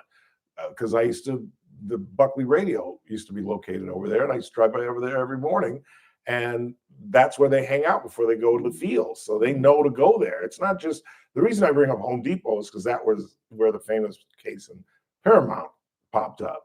But they're going anywhere they suspect to find Mexicans, and to think that the Supreme Court says that if Carlos Alcaraz, winner of the U.S. Open, comes to Bakersfield and he's coming out of that gas station restaurant and they hear him speaking Spanish, they can't tell the difference between Castilian Spanish and Mexican. So they could pick up Carlos Alcaraz and throw him in the Huzgal until they figure out that he's got a. I don't think these guys are going to do work that's going to end up with a 98% fail rate. I think they know what they're doing, and they have to go to places where they know these folks could hang out. Whether it's your cleaning lady, I don't know that they're going to take her, but I'm talking about arresting somebody based on their looks, Kathy. But you don't have a Chinese problem is a with big that. part. We got a big infiltration of illegals that are Chinese. So and the Mideast, for goodness sakes, Muslims are coming in illegally. So I don't know. Okay, They may exactly, stop me. exactly. You're making my point. Based on that, we should start rounding up Asians and Muslims and Mexicans. Well, who else? Who's going to be illegal? The British. You can catch their accent, like Steve Hilton. You're not dealing with my point, though. The idea that you can be stopped by the police based on your looks, Kathy, or what's coming out of your mouth. No probable cause, no suspicion of a crime. You're speaking Spanish, and I'm going to stop and detain you. You don't have a problem with that. But that's the America that you want to live in? You tell me how they're going to do it otherwise. And I'll tell you this. When I was a kid, when we were driving to San Diego and back, we had to always go through this immigration checks thing where you're driving and the cop is standing there and he's waving the cars on, and then somebody stops, probably when you have a van.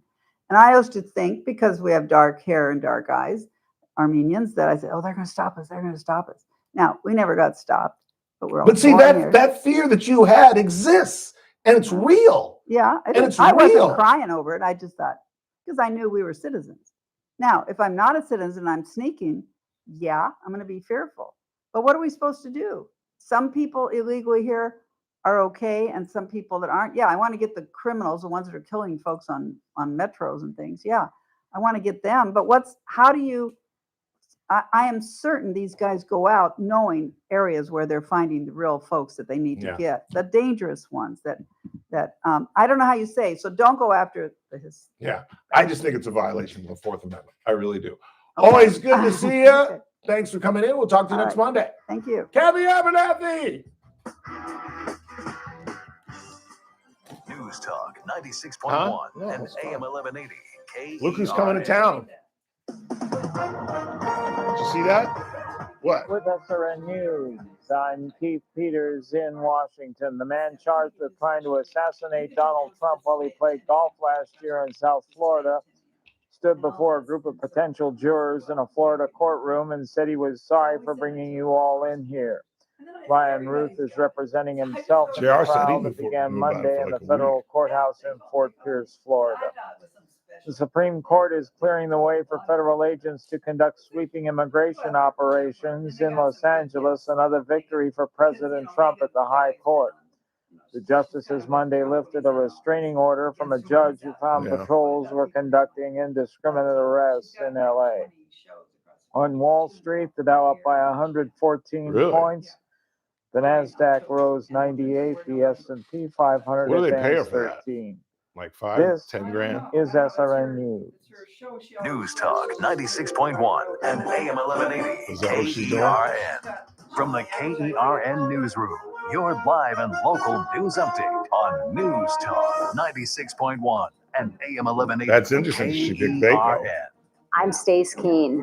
An 84-year-old man serving a 40-year prison sentence has been granted parole after serving just half of that term. Officials We need to cite get Charlie California's Kirk. Elder I mean, he Parole follows Program, me. which allows for prisoners Have to him be come do a released if show they have from served here. at least 20 years and are at least 50 years old with his I'm trying to release. get JR to do that. The murder trial of 20-year-old Maya He knew about it Hernandez for a has been week and didn't tell postponed to any of October us. 6th due to scheduling conflicts with the prosecuting attorney. Hernandez was arrested Yeah, that's after what he she said, left her big two secret, small I'm like, children in her vehicle right. while she was All on right, a thanks a spa lot. We'll see you appointment. next week. 1-year-old Emilio Gutierrez died as a result of the extreme temperatures inside the vehicle, while his 2-year-old brother was treated for heat-related injuries and later released. I'm Stace Keene in the KERN newsroom with news every half hour or when it breaks on News Talk 96.1 and AM 1180 KERN. Cashback is not available on gas in New Jersey and Wisconsin. $5,000. That's the average amount of money people in the U.S. are now spending on gas in a year. $5,000. That's crazy. If you drive, you have to download Upside, the free app that gives you cash back every time you get gas. That's right. You can earn real cash back with Upside just by buying the gas you're already buying. You can literally start earning cash back today. Oh. I use Upside every time I fill up, and I've already made around $200-$300. You're putting gas in your car anyway. Flavius. Why not get real cash back? If you like free money, download Upside. I'm saving the cash I earn Jazz? from using Upside to help pay for a vacation later this year. Download the free Upside app now to earn cash back every time you buy gas. Use promo code PARTY5 to get up to a $5 bonus on your first tank. You can cash out anytime right to your bank, PayPal, or a gift card for Amazon and other brands. Just download the free Upside app and use promo code PARTY5 to get up to a $5 bonus on your first You think tank. that's really code PARTY5 to get up to a $5 bonus on your first tank. You're listening to The Ralph Bailey Show. Catch me weekday morning, 6 to 9 Strange a.m. bird. on First Look with Scott Cox, News Talk 96.1 and AM 1180 KERN.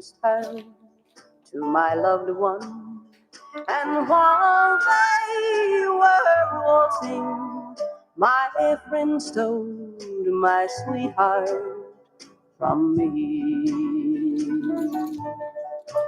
I remember that night and the Tennessee rose. Only you know how much I have loved. Love this woman's music. One of the great things about the old Padre, before it became the new Padre, is they had the greatest jukebox in the world. They had a bunch of Patsy Cline. And I was like, God, I hadn't heard Patsy Cline since like college. Because nobody has Patsy Cline on their jukebox. Do you even know what a jukebox is? Yes. Okay. The best are the ones at like the diners where you can do it off the deal. Mm. But now they're all fancy schmancy. I will never forget Carla. We were like at where were we? We were at the VIP, and I was like, "This music is horrible." She's like, "What do you want to hear?" And I go, "I want to hear a little Stevie." And I didn't, she's on her phone. I don't know what the hell she's doing. And all of a sudden, I'm like, Stevie comes on. And I'm like, now that's a freaky coincidence. And she just smiles, lets me dangle for a little bit. She goes, what else do you want to hear? And I go, My Cherie Amour. On her phone. And My Cherie Amour. And I'm like, how does this? And she's like, I'm controlling it from my phone, dummy. You want to hear a funny Stevie Wonder story? Sure. I can do it now that we're broadcasting. This is Jamie Foxx telling the story. He said that one night he was at a party at Mike Tyson's house. And this is when Tyson was at his baddest. And for whatever reason, you remember the guy with the thong song? I couldn't tell you who does it, but I know of the thong song. Yeah, the thong song. Yeah. Well, that guy, and Mike didn't know his name, and I don't know his name. You don't know his name. Yeah, I couldn't tell you. So Mike, according to Jamie telling the story, he just freaks out. Mike just freaks out and goes, I don't like that thong song guy. Get the thong song guy out of here. Get the thong song guy out of here. Cisco, I think is his name. Yeah, exactly. It is Cisco. So he just has a problem with Cisco. And then some girl asked for his autograph, and he goes, you don't want my autograph. You just want to send me back to jail. And Jamie said that Stevie could tell that there was something wrong. And he said, because I've ruined the story because there is a black culture myth, or maybe truth to it, that Stevie can actually see. And so Jamie Foxx said that Stevie could sense that something was wrong because Mike was like, hey, like the security guards were like, calm down, Mike, treat him like a wild animal. And Jamie said that Stevie got up and was like,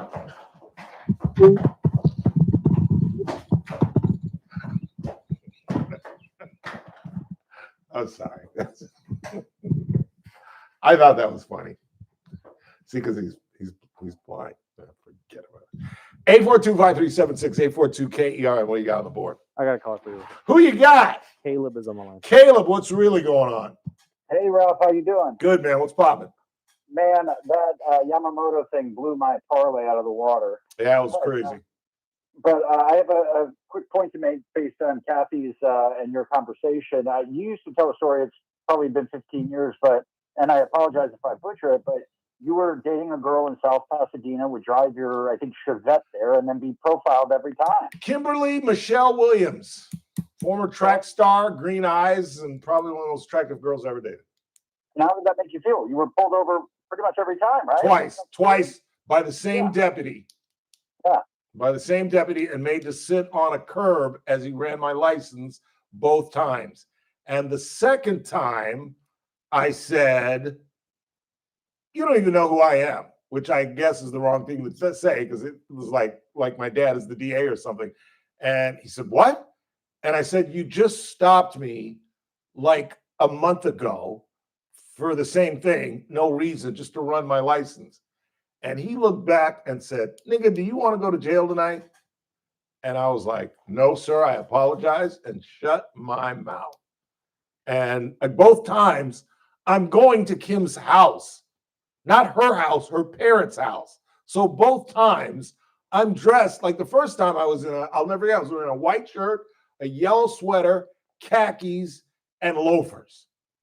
And he made me sit on the curb as if I was a gangbanger. And like I've always, whenever I tell this story, I get getting stopped in South Pasadena in a beat-up Chevy Chevette, because there, believe me, there are no, in 1985, 86, Chevy Chevettes in South Pasadena. It's an extremely Tony, affluent area of Pasadena.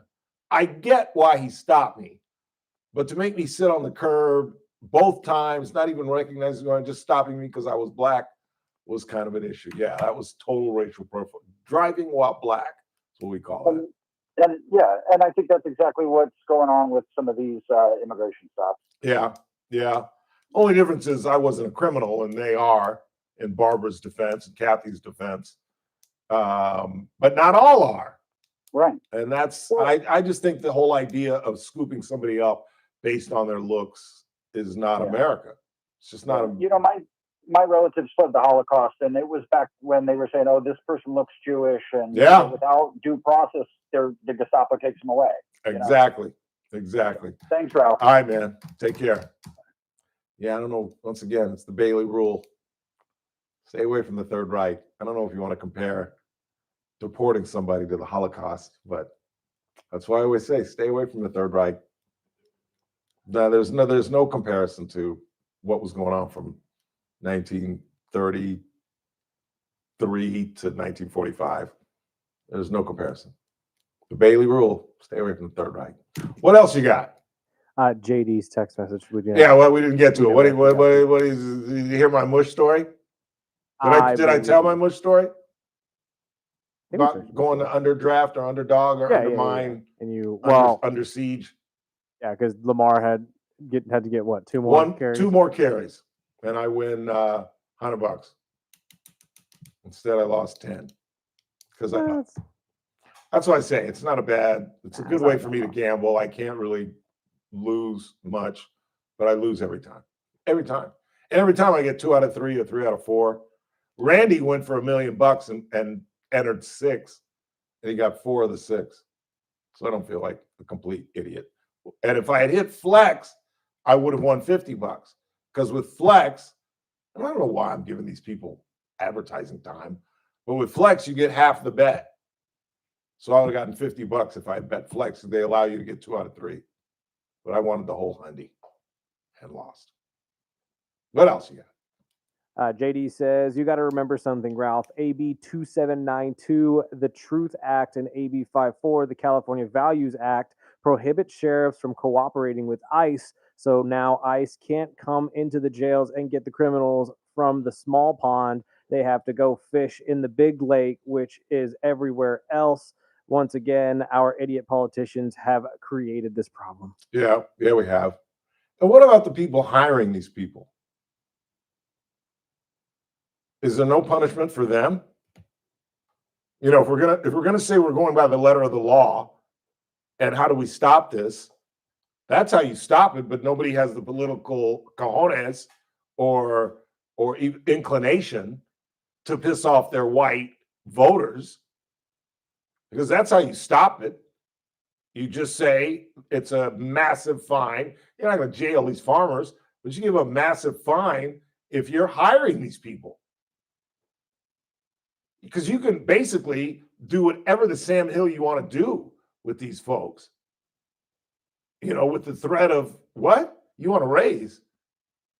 Let me get the ICE number. Oh, what's that? You don't need to raise now? Okay, go back to work. You know what I'm saying? What else?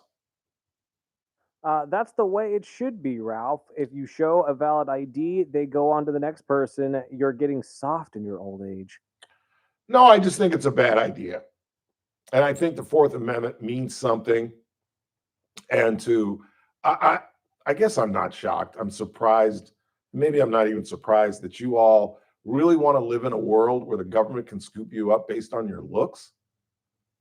Do you understand the precedent we're setting here? You can be stopped, detained, and arrested based on your looks. It's just not who we are. You know, I mean, if that's the case, we should go to the ghettos and stop and arrest every kid that's got his jeans hanging off his ass. And you know what? About half my audience is like, yeah, you're right, Ralph. You're right. We should. That's just a dangerous, dangerous world, in my opinion. And it goes against who we are supposed to be. I thought. Maybe not. Maybe not. And again, I just think it's a horrible idea to get rid of these folks that have come here and have kept their nose clean, are contributing to our economy. Holy Toledo, is the game starting already? 5 o'clock. 5:15, actually, I think. Well, then we need to take a break, and I need to go down the hallway and consult with my consultant. Consultant now, huh? Yes, because the mush can't do it by himself. What do y'all like tonight? Let's take a look at the. Let's take a look. This is an interesting game.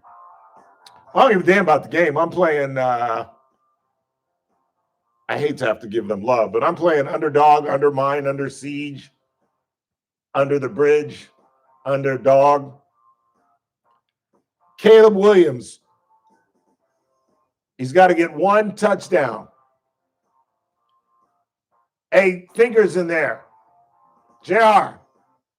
Chris. Yeah, I'm gonna. Caleb Williams. 1 touchdown? Sure? I don't think so. He's got 1.5 passing touchdowns. In other words, 2 passing touchdowns? No way. No way. No way. No way. Who else I got? Justin Jefferson, 79 yards catching. That's a fair number, I think. You go higher, right? Yeah. Yeah. Aaron Jones, 51 yards rushing. Low. Underneath? I'd low ball. Low that? He's going to be splitting carries with this guy, and not a lot of people have been running very well this week. J.J. McCarthy, 220 yards passing. That's under. He's not going to light it up. Nah, I don't think so either. You're not even play the whole damn game. Let's take a break. I will go discuss with my consultant, Randeezy. We'll check the board some more. We've got some other things we'll get into. We'll get into the 12 dead in Kathmandu, where young people protested the ban of Facebook and Instagram. They literally tried to take over the parliamentary complex over social media being banned in Nepal. Quick time out. We're coming right back. It's the Ralph Bailey Show on a Monday, right here on News Talk 96.1 at AM 1180, KERN, streaming live, kernradio.com.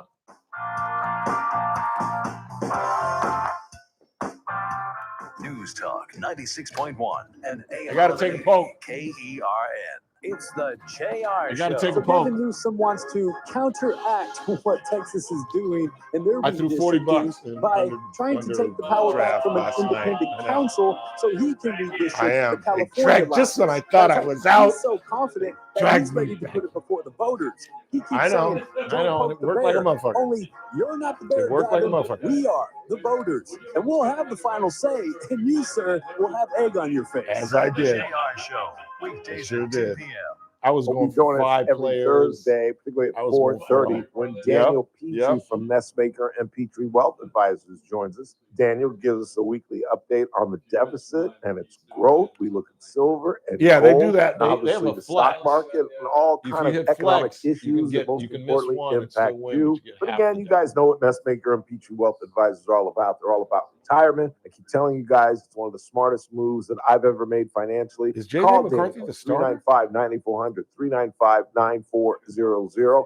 If retirement is in your near Adam Thielen, future, 28 or just tune yards in Thursdays receiving. at 4:30 when he joins us every He week. can get that Daniel one play. Petrie and the folks at Messmaker and Petrie Wealth Advisors. This broadcast is for informational purposes only. Does not constitute a solicitation or offer to buy or I sell know, any I security, won't future get option, into or other that financial shit, but instrument, I or to offer or provide any investment advisory Just or other something services to to any fucking- person in any jurisdiction by Daniel Petrie or MPWA. DJ Moore, the Messmaker and Vikings. Petrie Wealth Advisors. Any views expressed in this broadcast by us are prepared based upon the information. 4.5 yards rushing. rushing. Update our views. Progressive's Teen Driver discount could lower the cost of insurance for your teenager and save you some money. And then you can still spend money on them. Because just when you think you have a grasp on spending, new sneakers. And then it's money What for do a we say, school field over on- trip. And of on course, Jefferson? spending money. Oh, yeah, and a new phone to replace the one they dropped in the toilet. Oh, don't remind me. So just get Progressive's Teen 5.5 Driver receptions. discount. And then you can continue to spend money on them endlessly. Progressive He Casualty goes Insurance receptions Company, more than discount on yards. all stations, subject to terms and conditions. Oh, could this vintage store be any cuter? Right? And the best part, they accept Discover. Except Discover? In a little place like this? I don't think so, Jennifer. Oh, yeah. And then Caleb. Discover's accepted where I like to shop. 218. Come on, baby, get with the times. 2 touchdown Right. passes. So we shouldn't get the parachute pants? These I are just making don't a see that 'cause comeback. if they get I in the think. red zone, Discover they're is not going to throw accepted the at ball. 99% of places that take credit cards nationwide. Low? Based on the February 2025 Nielsen report. Cashback is not available on gas in New Jersey and Wisconsin. $5,000. That's a nice That's night. the average amount of money people in the 218 's a U.S. nice are night, now isn't it? spending on gas in a year. $5,000. That's crazy. If you drive, you have to download Upside, the free app that gives you cash back every time you Interceptions get thrown? gas. That's right. You can earn real 0.5, cash back go with higher? Upside. Just by buying the gas you're He's gonna already throw buying. one. You can literally start He's earning gonna throw cash back one. today. I use Upside every time I fill up, and I've already made around $300. You're putting gas in your car anyway. Why not get real cash back? Okay, that's if you my like free three. money, download Upside. I got I'm saving Caleb. a cash iron from using Upside to Throwing a help pay for pick. a vacation later this I year. got Download the Jefferson free Upside app now to going earn 80 cash back every yards. time you buy gas. Use No, I promo got code Jefferson getting 5 6 to get up catches. to a $5 bonus on your first And tank. I You got- can cash out anytime right to your bank, PayPal, or a That's my gift third card one. for Amazon and other brands. Just download the free Upside And app and Thielen use getting promo code 29 PARTY5 to get up to a $5 bonus on your first tank. That's code He's PARTY5 gonna to screw get up me. to a $5 bonus on your first tank. I'm JR Flores. Catch my show, The JR Show, weekdays at 2 p.m. Now, back to the Ralph Bailey Show on News Talk 96.1 and AM 1180 KERN.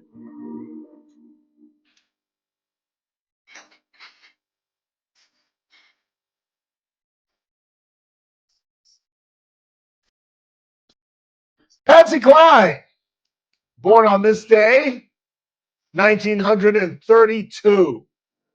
Where were we as a nation, September 8th, 1932? Well, we were about to elect for the first time in 4 Franklin Delano Roosevelt. We were still reeling from the 1929 crash created by Herbert Hoover. Globally, Adolf was just gaining power.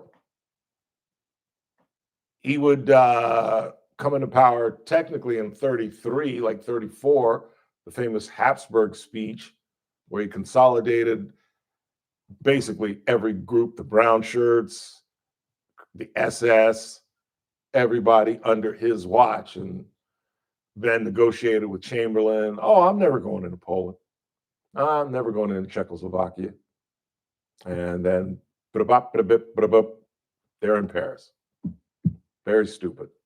Very stupid. That's why I compare the Ukrainian situation with World War II, because as we're beginning to clearly discover now, following last week's massive campaign against Kyiv, this weekend was even more bloody. This was the biggest barrage in the history of the war. And that's a really, really famous tactical trick during negotiations, allegedly negotiations, to bombard the enemy so as to make the peace terms even better. But I don't think there really truly are any peace terms. I don't think the guy wants peace. Meantime, as we were talking about in Kathmandu, that is the greatest name of a city on the planet. I just thought that was a lyric in a song. I'm going to Kathmandu. Who is that? I honestly have no idea. Cat Stevens? No. JR, who is that? He's got no clue either. No? No, we're John. Y'all don't even know the song I'm alluding to? Sing it again. I'm going to Kathmandu. What I want to do. Nah. YouTube helps out. Come on, there's somebody in their late 50s that knows what I'm talking about. Somebody chime in. I think it's a Bruce. No, I don't think it's a Bruce Springsteen song. Did you see him at the U.S. Open? No, Bruce I didn't Springsteen? the U.S. Open this year. He was in a suit and a tie. I mean, in a white shirt. Ooh. Yeah, there are a bunch of celebrities at the U.S. Open. You know, no one's more proud of Morehouse College than I. Yeah. But I'm starting to get sick of Spike. He wore like this big white sweater with a big fat maroon M in the middle. Chris Orr going to tell me the song. Thank you, Chris. Bob Seger. Okay. I'm going to Kathmandu. I'm going to do what I want to do. Look up some Bob Seger. Let's find that song. Please, sir. Thank you, Chris. Appreciate it. And I'm sure everybody in the chat room screaming Bob Seger. I told you, just got to be old enough. Two of y'all ain't old enough to remember Bob Seger. Just saying. And Trump was there, which caused all kind of mayhem. They had to back up the finals because it took so long to get folks into. What are y'all giggling at? Nothing. Are y'all laughing at my age? Is that what? No, not at all. What are we laughing at? No, the fact that we were all trying to find the Kathmandu song, which I found actually. Oh, let's hear it. Oh, you just missed it. I'm gonna do Kathmandu. I really wanna go into. If I ever get out of here, I'm going back and do. Thank you. East Coast. That's a great song. You've never heard that song? That's a new one. That's a great song. Thank you, Chris. Well, in Kathmandu, protesters stormed the Parliament complex the day after the government banned social media, Facebook, WhatsApp. What is WhatsApp? So it's a texting app from what I understand. So just a private text thing between you and whomever. Why not just text? These are supposed to be encrypted, so it's supposed to stop people from being able to read them. Do you have to pay for it? Not from what I understand, no. All right. Instagram, WeChat. Do you do WeChat? Do you do WhatsApp? Never heard of WeChat in my life. Do you do WhatsApp? No. And you've never heard of WeChat? No. Well, I've heard of WeChat, but I've never seen it or know what it is. To be honest with you. The government did ban TikTok for a hot second because of they were breaking up social harmony. But then TikTok agreed to register with the government there in Nepal, and they lifted the ban in 9 months. But this is serious. 12 people died and over 200 people were injured. This was a massive, massive demonstration where they just basically almost, much like January 6th, almost took over the complex, and they were beaten back by the police in Kathmandu all over social media. And this comes in the wake of a new attempt here in the country to lessen social media, where schools are now beginning to ban phones on campus. And I saw something on the Today Show. I don't know if any of y'all are trying to do this, but folks are trying to reinstitute the landline. And because, you know, the 1 in 4 8-year-olds have a phone, have a cell phone. That's ridiculous. There's no need. There was absolutely no need for an 8-year-old. Did he leave? In his room? Oh, yeah, he's in his office. Damn, I was going to ask if Lily had a No, cell he's phone. very no. We've talked about this on his show. doesn't? He's Good. not getting one. I tried to even bring up the fact of like maybe when she's in high school or something needs it when she goes out with her friends. No, He's not going to let her have one? nope, not even once. He'll change his mind by high school. That's what I said too. But Because think about what the technology will be like by the time she's 8, right? She's 7 or 8 7 or 8, yeah. in 3rd grade. Yeah, by the time she's in 9th grade, imagine we might be the Jetsons. We might be flying around in cars. No, that's not gonna happen. We can't even get the unmanned cars right yet. No, we can't even drive on the ground ourselves. We're Yeah, gonna no trust each kidding. other to fly. Yeah, no kidding. Yeah, that's just has the game started? No. All right, I gotta get this down. What do y'all think? I'm going what's Jefferson's first name? Justin Jefferson to have 6 catches. I'm going with what else am I going to say? I'm going with Adam Thielen, 30 yards or more. Chris thinks that's what's going to screw me. And for something, Although it was Chris that gave me the tip, that's true. It's and true. then he turned around and said, Oh, it's whatever you trust that could screw the you. mid-tier guys that it's just like it kind of worries you. Yeah, but 29, that could be 2 plays. Yeah, that's what I'm saying. It's a 2 safe catches bet. for 30 yards. And what was the third one? Caleb to throw an interception. I love that one. Watch him not throw a pick. Watch him have just a spectacular He night. comes out just 300 yards, 4 touchdowns, no interceptions. I just don't think that's possible. no, not for him. I just don't think that's possible. I really don't. I think there's trouble in Chicago with Caleb. I don't think he's living up to the hype. And we saw, what's his name, Ben Johnson? Hmm? We saw how important Ben Johnson is because the Lions look like the Lions. That was incredible. I don't know who's calling their plays anymore. Good but, googly moogly. Fire that man. Or go get Ben's playbook from last year. Good God. I've never seen Detroit look so bad in the last 3 years. Quick timeout. We head into the 5. We'll talk about Cheryl Richardson Wagner and the Philly Karen. Then talk a little sports. Kind of walk you through how the Dodgers lost a no-hitter with 1 out to go, a shutout with 1 out to go, and a ball game leading 3 outs with 1 out to go. And it looks like we're going to play in that best of 3 series. I'd stick around if I you. This is AM 1180 KERN Green Acres. This is 96.1 FM Bakersfield. Online at Are you serious? radio.com. News this hour from townhall.com. I'm Keith Peters in Washington. President Trump touted his administration's faith agenda during an event with his Religious Liberty Commission. White House correspondent Greg Clugston reports. During a hearing on religious liberty issues in public education, commission members heard testimony from Christian students who were treated unfairly. Some were even punished for their religious beliefs and very, very strongly punished. It's ridiculous. Speaking at the Museum of the Bible, the president announced that the Education Department will issue new guidance protecting the right to prayer in public schools. He said his administration is restoring America's identity as a nation under God. Greg Clugston, Washington. A confidential report by the United Nations nuclear watchdog circulated to member states says that Iran increased its stockpile of uranium enriched to near weapons-grade levels before Israel launched its military attack on June 13th.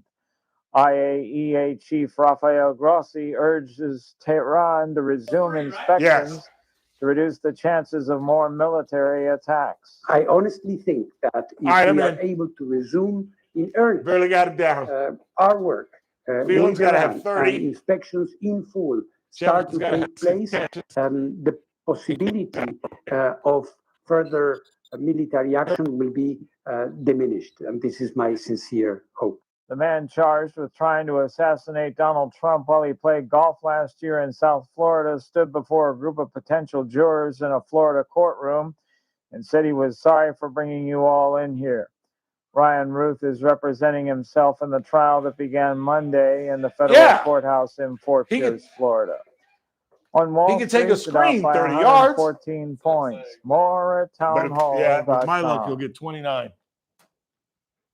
This is an important notice to all U.S. taxpayers. The IRS is giving away billions of dollars in tax savings through a federal program called the Fresh Start Initiative to aid delinquent taxpayers. This initiative was established for anyone facing financial hardship and unable to pay their back taxes. Qualifying and enrolling in this program will stop all collections, settle your delinquent tax problem, and even reduce what you owe by thousands of dollars. Call the hotline at People's Tax Relief to see if you qualify and get this free information by dialing 800-419-2387. If you have unfiled tax returns or cannot afford to pay your personal or business back taxes, you can now get the help you need. One simple phone call can resolve your tax problem and save you thousands of dollars. To see if you qualify and to get this important free information, call 800-419-2387. 800-419-2387. 800-419-2387.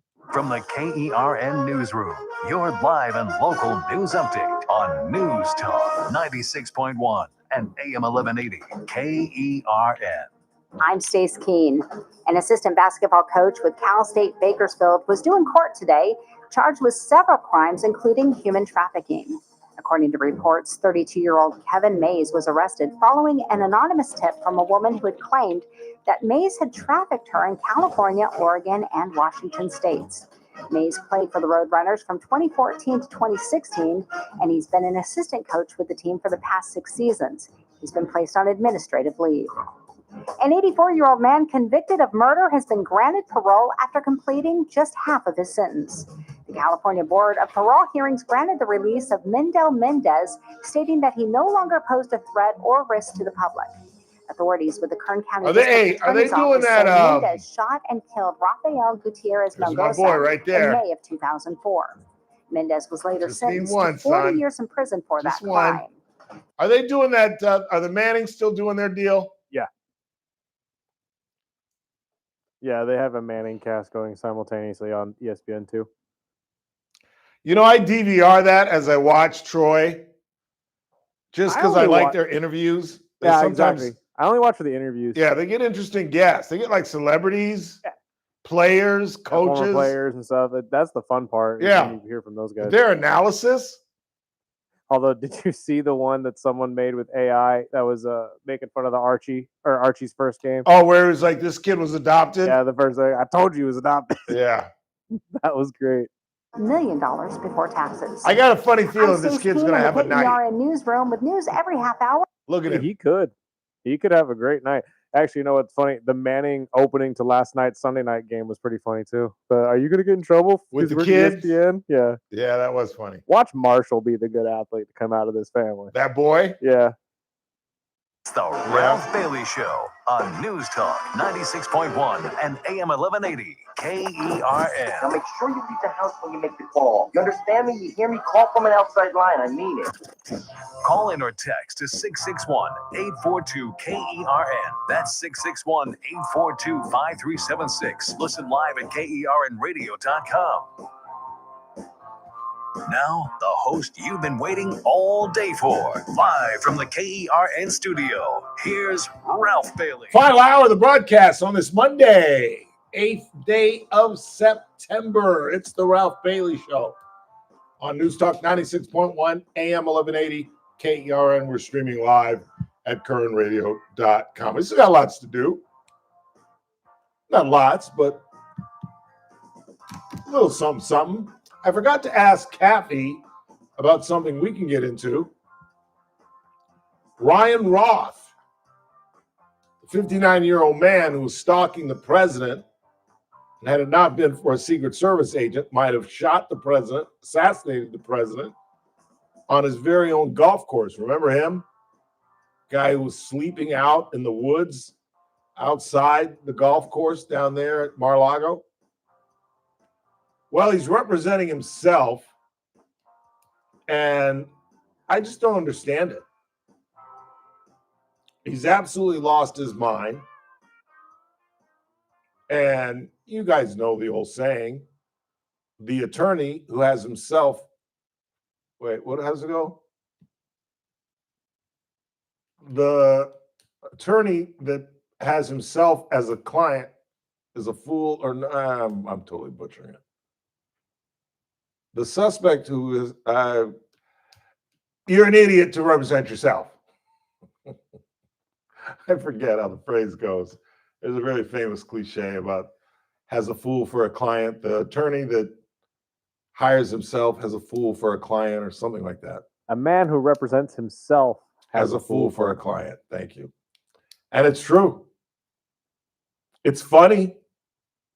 One of the most compelling trials I've ever watched was, I forget the kid's name, Daryl something, who plowed into a Christmas parade in Wisconsin. I forget what community in Wisconsin, but he represented himself, and it was an absolute crap show. And I cleaned that up, but it was, had he not killed like 7 or 8 people and injured like 100, it would have been funny. But it was entertaining to watch this idiot try to claim sovereign citizenship, and he just tried to gum up the works. Well, this guy is just clinically insane, this Roth character. You want to hear what he said in court? He said, bring the idiot on. I think a beatdown, talking about Donald Trump. He wants to have, instead of a trial, he wants to have a one-on-one with Donald Trump. Now, how is this guy even capable of being tried? Why do we not just lock him up in a state house for the rest of his natural life? 59 years old. What's he got, 20 years left? Bring the idiot on. I think a beatdown session would be more fun and entertaining for everyone. Give me shackles and cuffs and let the old man give it his worst. He wants to have a golf match with Donald Trump to settle his case. And we're really going to allow this guy to enter a courtroom? Guilty by means of insanity. Life sentence. Done. Done. Why are we even dealing with a trial? I just don't understand this. Really, really don't. Meantime, a new feature on the broadcast, our top 10 list. Rolling that out. Here are the top 10 things people say on their way to jail. Top 10 things people say on their way to jail. Number 10. What did I do? I did nothing wrong. Everybody in jail is innocent. Did you know that? What did I do? I didn't do anything wrong. Number 9. This is my favorite, really. I know my rights. I know my rights. No, you don't. And they never do. You can't search my car. Yes, we can.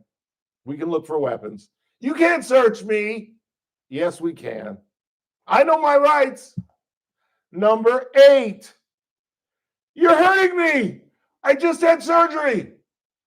Every time they throw the claps on somebody and they're resisting and they got to, oh, you're hurting me. I just had surgery on my shoulder. No, you didn't. No, you didn't. And this isn't supposed to be a comfortable experience. You're supposed to put your hands behind your back, put them in a prayer formation, and just sit there and let them put them on. But if you're going like this and squinching around, yeah, it's going to hurt just a little bit. This isn't supposed to be pleasant. Number 7. Where's my phone? What's your name and badge number? Give me your badge number. What's your name? Really? Because you know what follows that. What's your badge number? Whoa, what's your name? And number 5, Oh, I'm going to sue the pants off you. Oh, I'm going to sue. I'm going to sue you and the city. Number 4, can you put the cuffs in the front? No, we can't put the cuffs in the front. This isn't supposed to be pleasant. This is supposed to be pleasant. Number 3, this is every single person going to jail. I want a supervisor. I want a supervisor. Ma'am, I am the supervisor. Well, I want your supervisor. I want the chief of police. I want the mayor. Ma'am, just get in the car. Number 2, can I call my parents? That's normally a female question. Most males just fight. But so many young 20-year-old women, can I call my dad? No, you're a grown-ass adult. Get in the car. And the final, number 1 thing said as people are going to jail in the 21st century,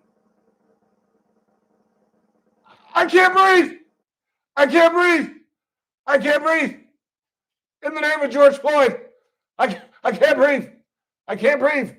Lady, you're talking. If you can talk, you can breathe. No, I can't. I can't breathe. I got no oxygen. I can't breathe. I can't breathe. That's your top 10 list of things people say on their way to jail. And just for the record, I didn't say any of that.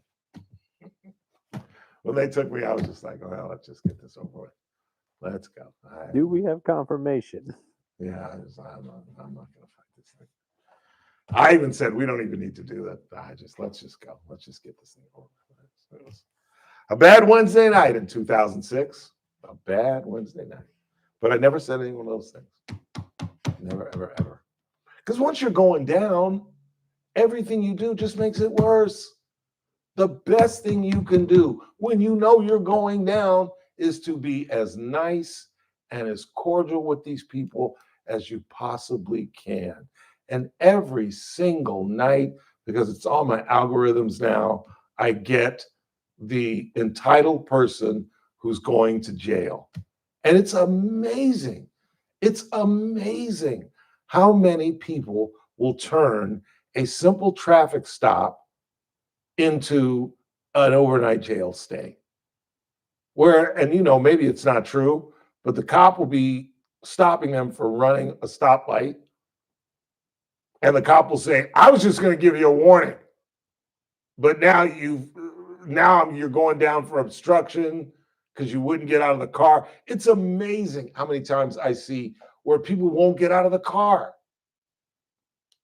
Like, you didn't have the talk with your parents when you were like 14, 15? Yes, sir. No, ma'am. Hands on the steering wheel. Tell them you're going to the glove box to get the registration. Tell the officer you're going into your middle console to get your license. No funny moves, no quick moves. 10 and 2 on the steering wheel and do everything they say. It's just amazing. I saw one last night. This is a good one, where the 2 drunks are following each other, and he gets the back drunk, right? So the front drunk gets off, comes back around to check on the friend. They both go to jail. They both go to jail. And then there was the one, I saw this one last night as well. A family gets kicked out of a restaurant. The officers just say, just leave. Just leave. They get into the car. They're about to leave. They're still arguing with the cop. Just tell us why they kicked us out. They don't have to have a reason, madam. Yes, they do. No, they don't. If they don't want you in their business, they don't have to serve you. She gets out of the car and gets in the cop's face, and he says, ma'am, if you had just left, you'd be halfway home now. But now that you've gotten in my face, I smell alcohol, and I'm forced to do a DUI test. She's with her husband, her in-laws, and they take her to jail. So now the in-laws, the father-in-law gets hot, gets in his face. He's going. So now the wife And the husband's the only one sober and acting sanely. So now his dad goes, his wife goes, and his mother damn near went. He literally had to tackle his mother and carry her away. People will talk themselves into jail. It's the most amazing thing I've ever seen. So that's your lesson of the day. If a policeman, you don't know your rights, you don't know the law better than they do, and yes, sir, no, ma'am, goes a long way. And I think the thing that the average citizen doesn't realize, and I just saw Brian Lynn at Robbie's wedding, as a matter of fact. He rose to become the assistant police chief, but he was a sergeant when I went on a ride-along with him when I was doing television. And the thing that the average person doesn't realize is what these guys go through on the daily. Imagine having a job where 5 days a week, the only people you come in contact with are criminals. They don't come in contact with you or me. Well, maybe me on occasion if I'm acting stupid, but I don't act stupid anymore. But you know what I'm saying? Everybody they come in contact with in an 8-hour shift lies to them, Monday through Friday. Everybody they come in contact with, I didn't do anything wrong. Well, we kind of got you on film stuffing the panties in your pants or whatever they're trying to steal. And so for you to be the average citizen, to get an attitude with these guys is just a losing proposition. They've had it up to here all day. They've dealt with this nonsense. And now you're going to play games with them. That's the cop phrase you'll hear. We're not playing this game. Every cop says it. Where they're like, they keep asking, what did I do? I've told you, I've explained it's obstruction. You can't interfere with my investigation. But what did I do? All I did was stand there. And that was obstructing my investigation. But I didn't do anything. I didn't do it. I was just standing there. We're not going to play this game. I'm not going to go over and over this. Get in the car. It's just, it's remarkable how people will talk themselves into the who's cow. Last place on the planet you want to be. Quick timeout. We'll get into the Philly Karen story. Who's worse, the Philly Karen or Tennis Tom, the CEO who stole a cap meant for a little boy? Philly Karen wanted a baseball that was meant for a little boy turning 10 years old. But you all are part of the problem as well. We'll get into that when we come back. It's the Ralph Bailey Show on a Monday. News Talk 96.1, AM 1180, KERN, streaming live at kernradio.com. News Talk 96. Casey. Yeah. And Coming up on the Tuesday edition of the Clay Travis and Buck Sexton Show, President Trump continues a real war on drugs, not only the major kinetic strike on that ship leaving Venezuela, but also the deployment of additional military resources to stop the cartels from flooding our country with fentanyl. We'll discuss that, plus the latest with those economic numbers from last week. How's it looking this week? We'll talk about it on Clay and Buck. live 9 to noon. News Talk 96.1 and AM 1180, KERN. You guys heard our loyal listener, Renee, text in asking, she's a nurse, is Renee, and she had a traveling nurse come into town and wanted some suggestions on where to eat. And of course, what else could I tell her? Send him to Casey's Steakhouse for dinner and Luigi's the next day for lunch. And the reason I suggested Casey's Steakhouse, well, the obvious is the best steak you're going to have, but just he's going to walk into a restaurant, the likes of which he's never seen. Casey's Steakhouse is almost 90 years old, and it's old school with the red leather chairs and the low lights and the ambiance, and Jimmy and Bobby providing old school live music. It's just a setting that you can't replicate pretty much anywhere in the state, really. Old school, and that's the way I like it. And you all obviously like it as well because you voted Casey's Steakhouse the top steakhouse in Kern County. Where would you rather be than on F Street in the capable hands of Cassie Biddle's incredible staff at Casey's Steakhouse? longtime sponsors of the Ralph Bailey Show. Reporting live again from the Santa Margarita Ranch. We're receiving reports that this Christmas, you're invited to climb aboard the enchanting Pacific Coast Railroad's Jingle Bell Express. Throw it. A one-of-a-kind Throw journey it. from the Central Throw Coast it. to Santa's Village. Everyone, including this astute reporter, knows that the only way for non-elves to get to the North Pole is on real trains, and theirs include original Disney train cars. I thought It's that was also gonna be a being pick reported six. that on your journey you'll pass through I was like, wonderful, where's the wonders of linebacker? Christmas lights and sights. Then when you arrive at Santa's Village, there will be a captivating Christmas-themed magic show, a charming Christmas market, adorable There's pony just nobody rides, and there. more That food, tight end fun, had and fucking frivolity linebacker than couldn't ever. get This just in, a reminder that the Jingle Bell Express only runs for a limited time from November 28th to December 21st, and tickets sell out Come on, fast. Caleb. But don't Check worry me if in it right won't now on change, this drive. because this reporter Check me has one it in on right good now. authority that your tickets can change too. So make sure you reserve your seats on the Jingle Bell Express by going to christmas@themargarita.com before the Christmas train passes you by.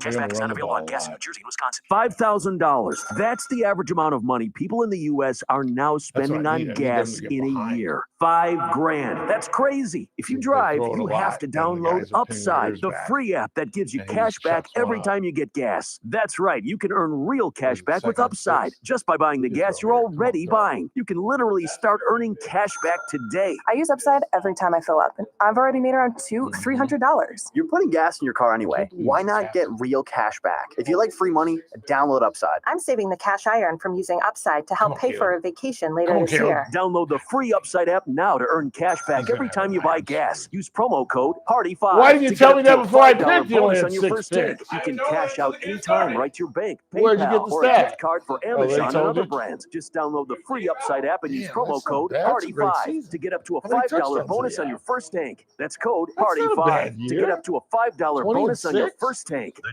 Charlie Kirk Show, weekdays at 6 p.m. on News Talk Well, that's not 96.1 and AM 1180 KERN. Now, back to the Ralph Bailey Show. Is that live? Beneath the stars all alone, where Kids are having a night. Just because the mush is on it.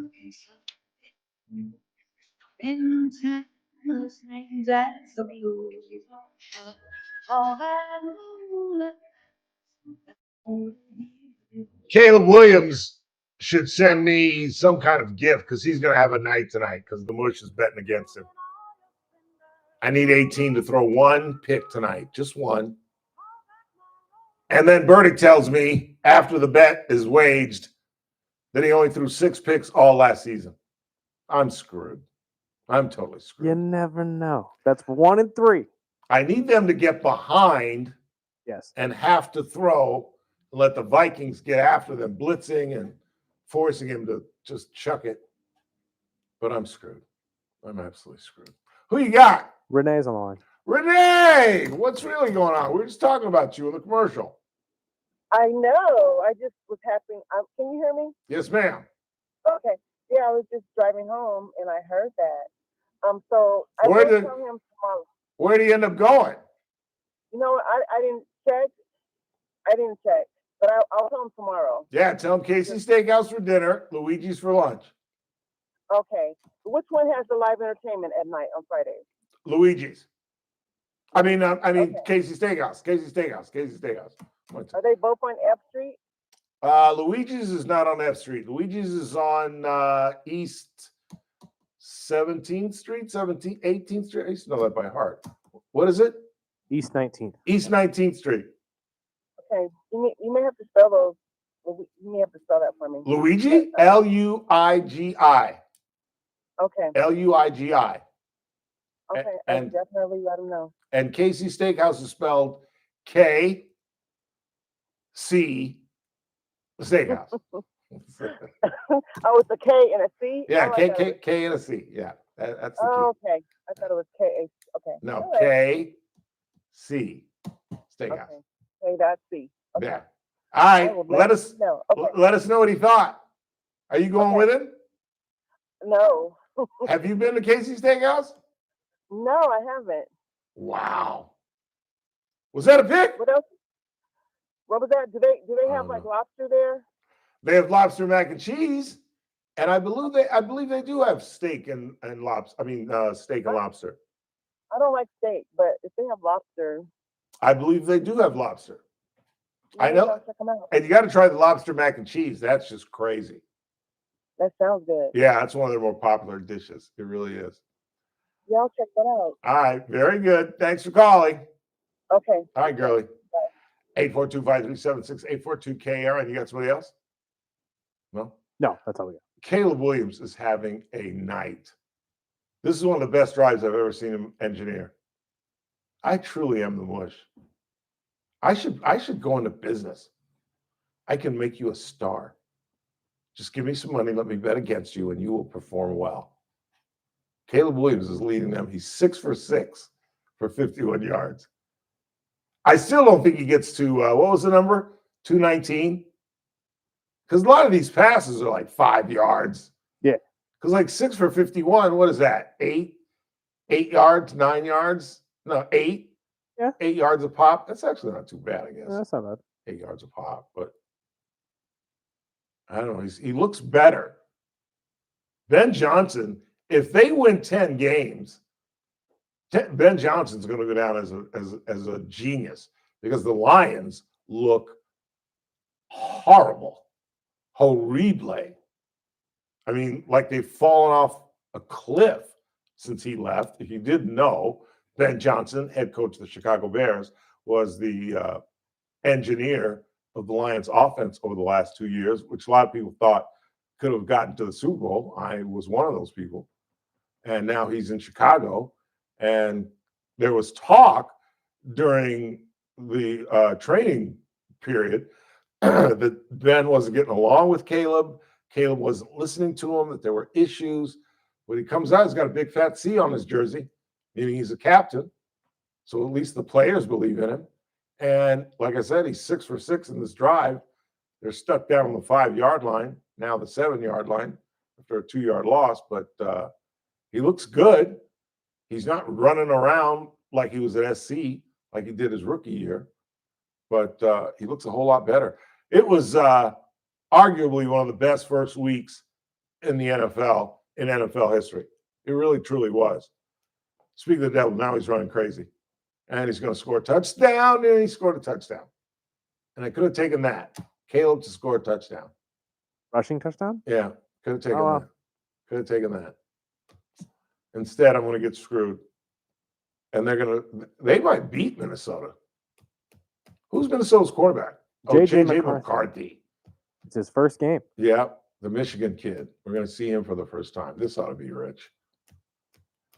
I am totally screwed.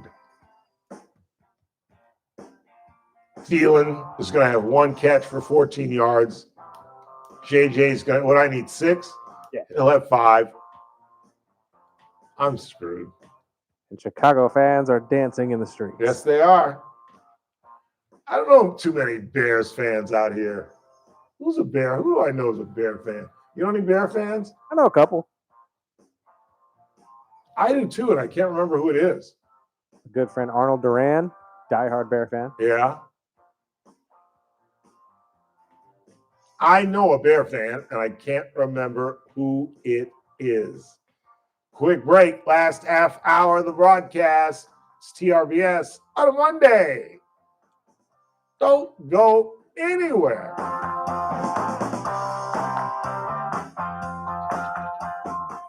News Talk 96.1 and AM 1180 KERN. With SRN News, I'm Keith Peters in Washington. An immigration attorney says many South Korean workers detained in a U.S. immigration raid at a Hyundai plant in Georgia were brought in for highly specialized work that Americans aren't trained to perform.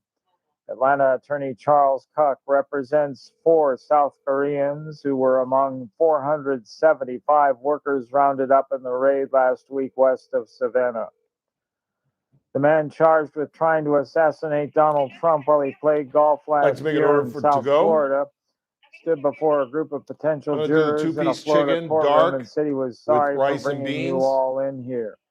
Ryan Ruth is representing himself in the trial that began Monday in the federal courthouse in Fort Pierce, Florida. More details at srnnews.com. Ralph? News Talk 96.1 and AM Yes, 1180 ma'am. KERN. From the I'll be there at KERN 6. newsroom, Thank you. your live and local news update on News Talk 96.1 and AM 1180 KERN. Former Delano Police Chief Mark DeRosa has entered a no contest plea regarding a charge of annoying or molesting a child under the age of 18. DeRosa was arrested last year following a sting operation where a detective posed as a 15-year-old girl. Because DeRosa did not physically meet the decoy or send explicit images, he was able to escape felony charges.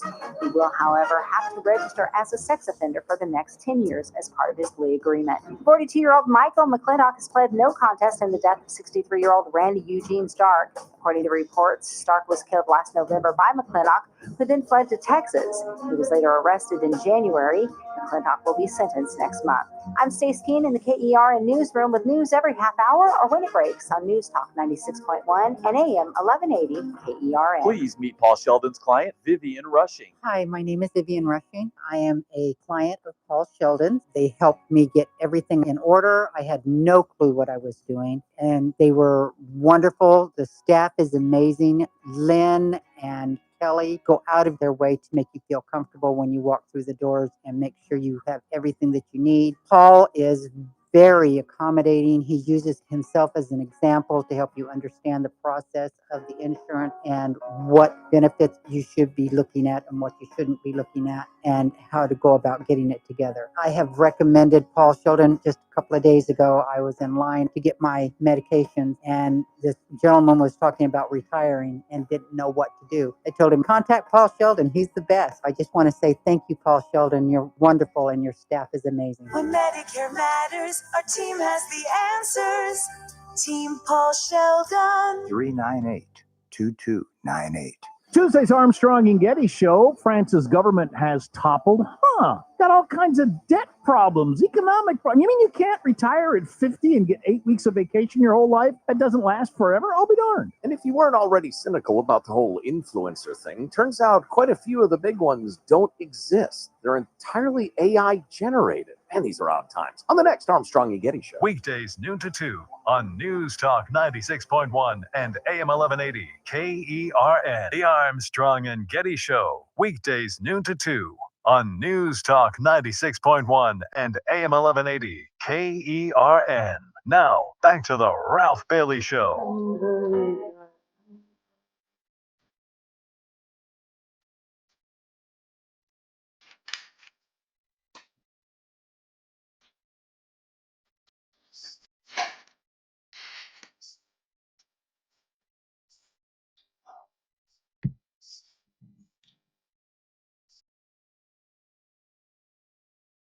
I see them focusing on Jefferson. Did he make a catch?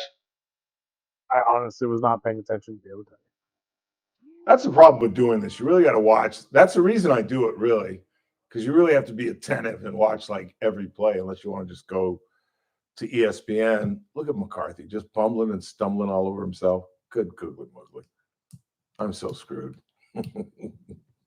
I'm so screwed. 842-5376, 842-KERN. So this Karen in Philadelphia.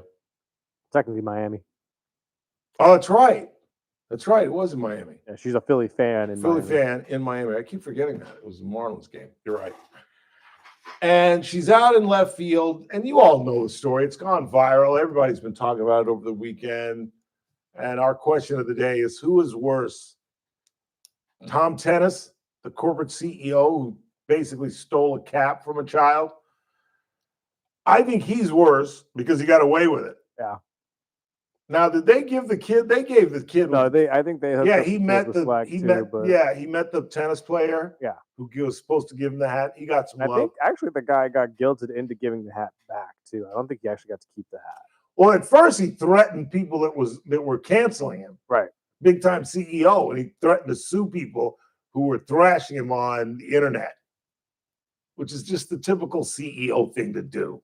You know what I mean? Yeah. I'll sue you. Okay. Touch me, my dad'll sue you. Yeah, exactly. So Cheryl Richardson Wagner, a woman who works in healthcare, somehow got identified. She must have white hair with kind of the brown at the bottom, like this woman, and she somehow got identified as the Philly Karen, and she is not. Did I write down what she wrote? She wrote down something funny. Like, I am not, she wrote something like, I am not the Philly fan. I was never at a Marlins game. And besides, I'm a Boston Red Sox fan, which is kind of funny. But the idiots that want to ruin the real Philly Karen's life are just as bad as the Philly Karen. You really want somebody to lose their job because they acted like an ass at a ball game? And to be fair to her, that ball did land right at her feet. She was just slow on grabbing. Exactly. And that's the rule. And you know what? You know what's running in my algorithm now that's all over the reels? What's that now? Incidents of people giving the ball to children. And the classic, there are about 5, let's say there are like 12 of them that they show on the algorithm. Oh, I know my favorite. The classics are the kids who give it to kids. Yeah. Those are the classics. Like there's one, these two families have really good seats, and the little boy makes an unbelievable catch. And they're like, oh, what a catch by the 10-year-old. And he turns around and he gives it to the little girl behind him. And the announcers goes, and he's smart. He knows how to get a gal. What a brilliant move. Because the little girl's just beaming, and he's like, he's like 8. So he's like, just like, yeah, I did a good thing. See, I just ran just time and time again. And then there's the classic where they're out in the bleachers and an adult catches a home run and he gives it to the kid, right? Who's like on the rail with the glove. Next inning, same thing, but the kid catches it. So now the kid has 2 balls and he turns back to the guy that gave him the original one and he tosses it to the adult. And the guy's like, no, you keep it. He goes, no, I got one too. And it's like, it's so cool. What are you going to say? As I said, mine is kind of similar to the first one you said. I can't remember what game it was, but a kid, probably about 12, 13 years old, catches a foul ball, and there's these 2 high schoolers behind them. Good, kids that are his age are probably thinking they're pretty cute. He's got a fake ball in his hand or his mitt already that he had bought from the stadium. Yeah, I saw this. And he tosses them that ball thing. They think, oh, he just gave me the game ball. And right. Like, that's fantastic to me. And That's some ball he bought at Big 5. Yeah, it was just some random ball, and they're sitting there geeking out thinking the kid gave them the ball. And he's just sitting there thinking, ha. I have seen that. I've been to hundreds and hundreds of Dodger games, and I've only come close once. It bounced to the left of us once and just caromed. There was nobody sitting there, and it hit the cement in front of the seats and absolutely caromed. Throw it, Caleb. Throw it away, Caleb. Instead, he's going to run for a first down.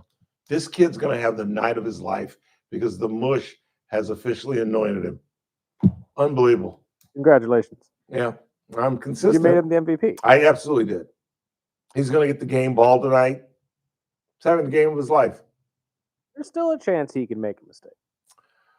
If they get a lead, though, they're going to run the football. I need them to trail. I thought Minnesota would get off to a fast start. I forgot that J.J. McCarthy is the damn quarterback. That was a big mistake on my part. But our donkey of the day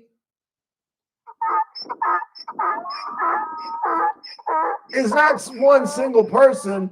It's the 15,000 so-called Bills Mafia who walked out on their team with 5 minutes to go, down 15 points.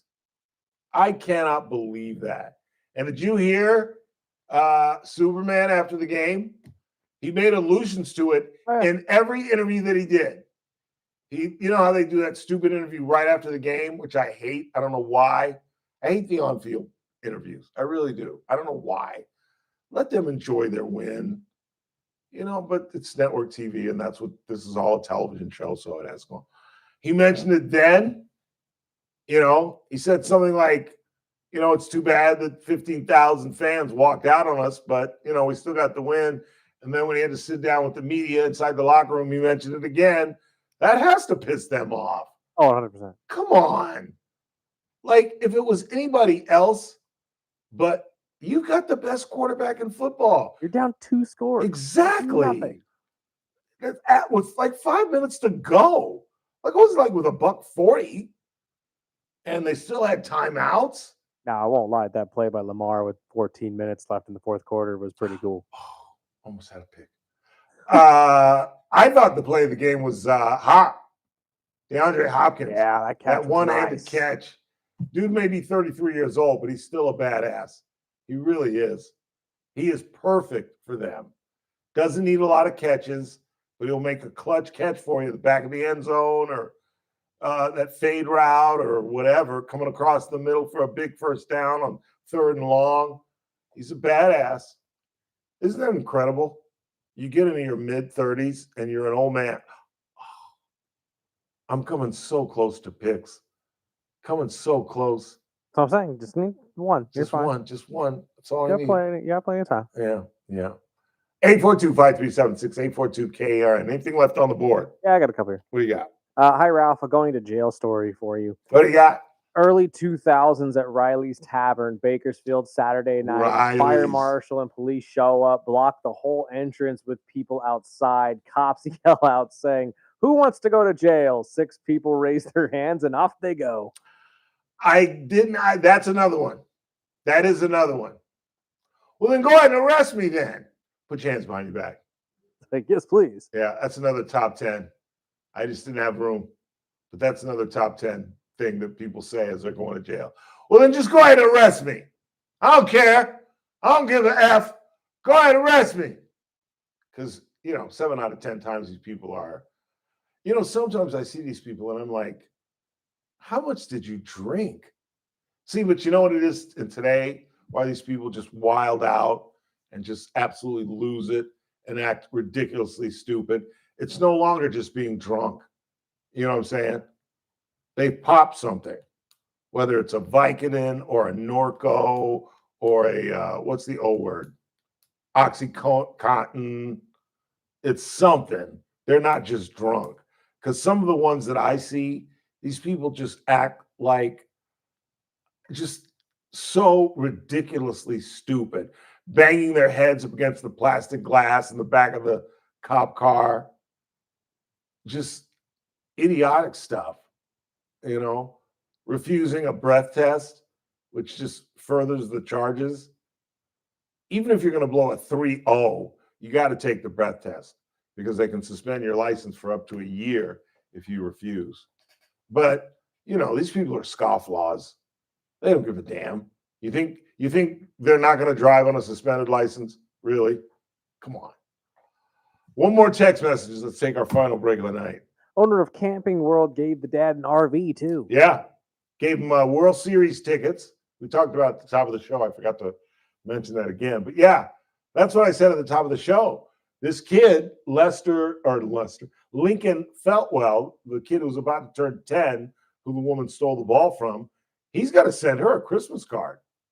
She's the best thing that ever happened to that family.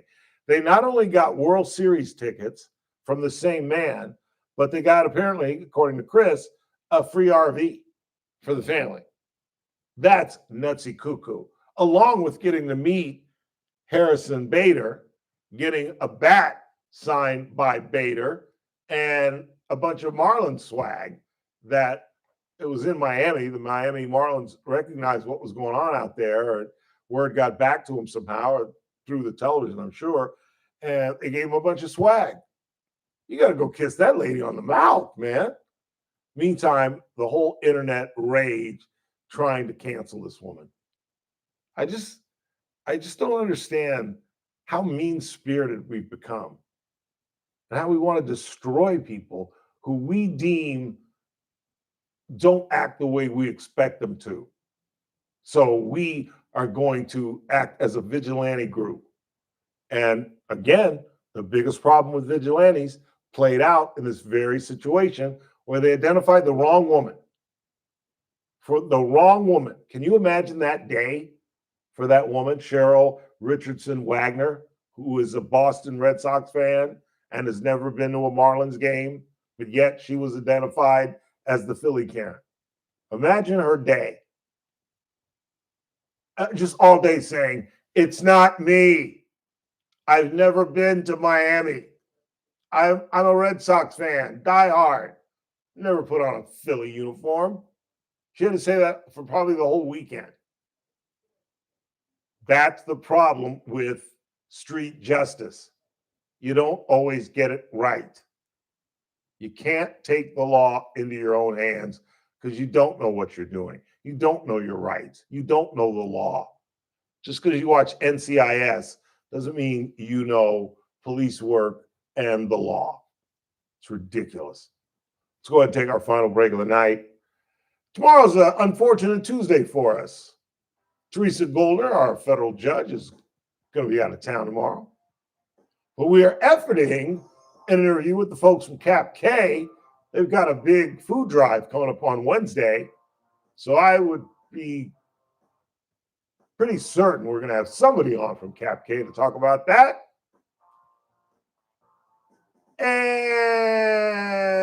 And we'll update you on Love and Hip Hop tomorrow night.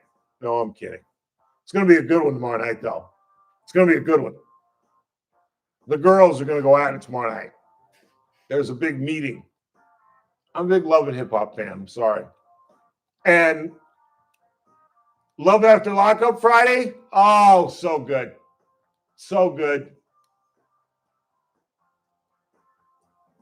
One of the guys is still sleeping with his baby mama. And the current girl that he's with is starting to get wise. And in this Friday's episode, it all comes to a peak, to a crux, to a crescendo. Love After Lockup.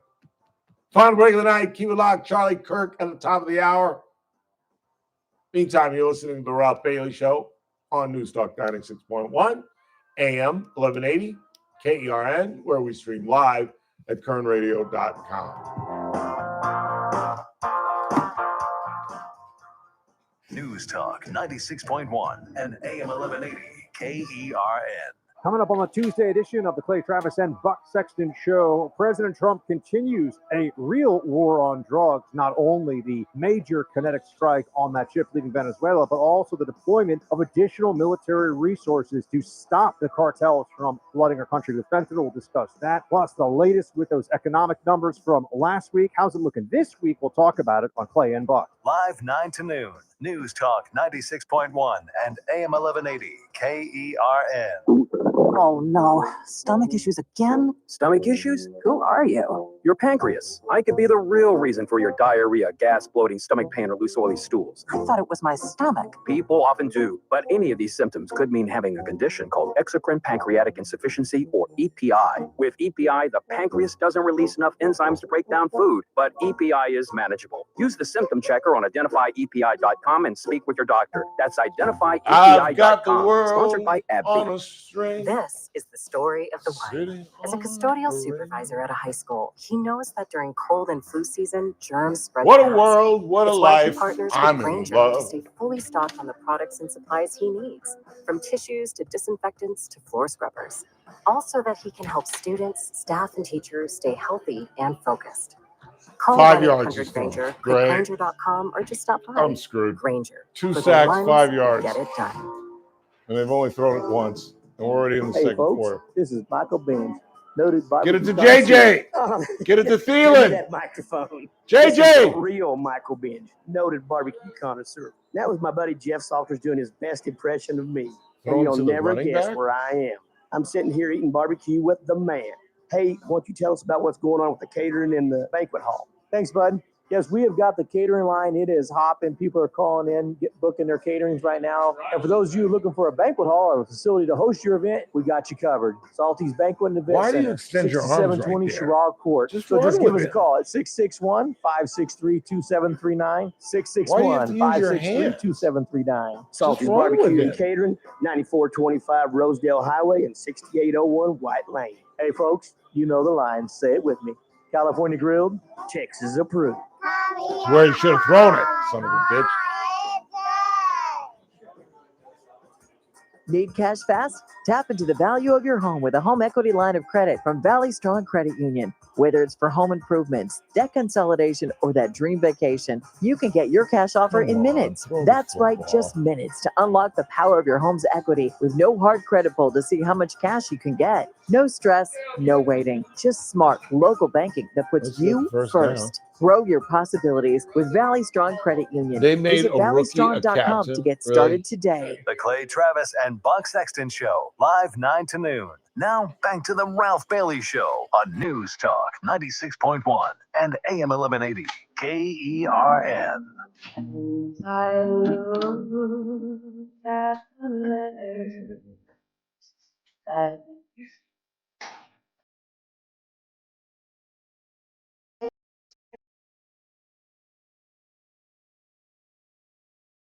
you are.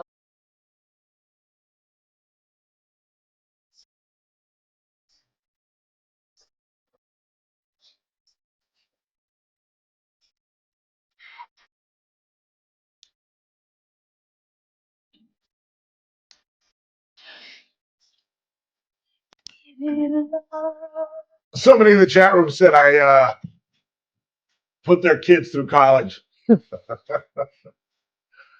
Y'all smart enough. If y'all are smart, I'm consistent as all get out, boy. Although even Carlito Escavito Gasay Taco Bell could overcome Bush. I had Alcaraz in the U.S. Open, and he plays a game of which I'm not familiar, as Jack Nicklaus said of Tiger Woods.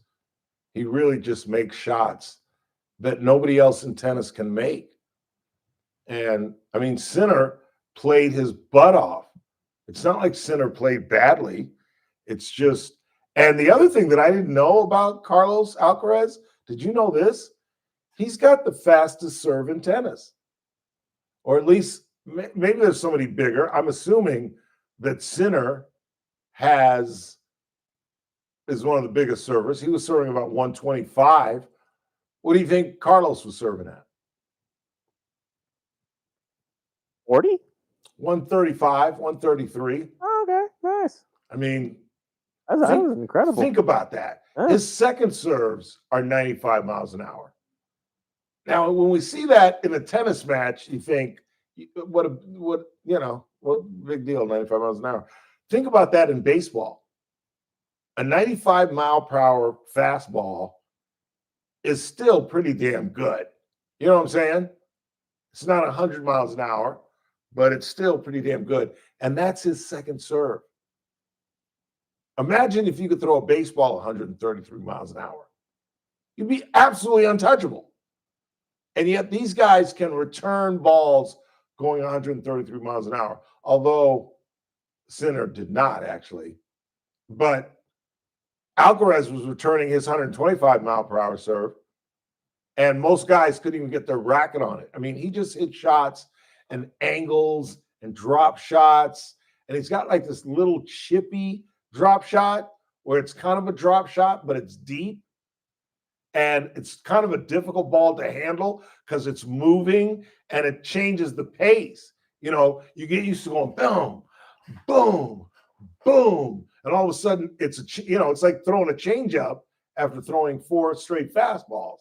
And it just, your footwork is screwed up. And he's absolute genius. He's not the GOAT yet, but what's he got? 4 major championships? 5? Yes, because I think or US maybe Open. 6. He might have 6. I think it's 6. Hey Siri, how many major championships has Carlos Alcaraz won? Hey Siri, how many major championships has Carlos Alcaraz won? Alcaraz has won 22 ATP Tour singles titles, including 5 major titles, 2 at the French 6. Open. 6, because she's saying 5, but she's not counting yesterday's win. 2 French Open titles, 2 Wimbledon titles, and 2 at the US Open. Unbelievable. So he's never won the French?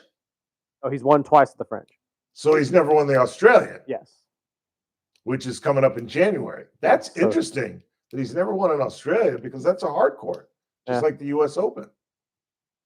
And just because I was curious, you want to know what the top speed for a serve ever was? What? So I'm reading here that the top speed was Sam Groth at 163.7 miles per hour in a 2012 Challenger event. However, the ATP does not recognize that. They recognize Josh Eisner at 157.2. That was done in 2016. Isn't it amazing that a guy can hit 150 mile per hour serve and we've never heard of him? Like, how can you not win every time you serve? How can you not get to the semifinals? How are you an unknown player with 150 mile per hour serve? Well, these were also 13 years ago.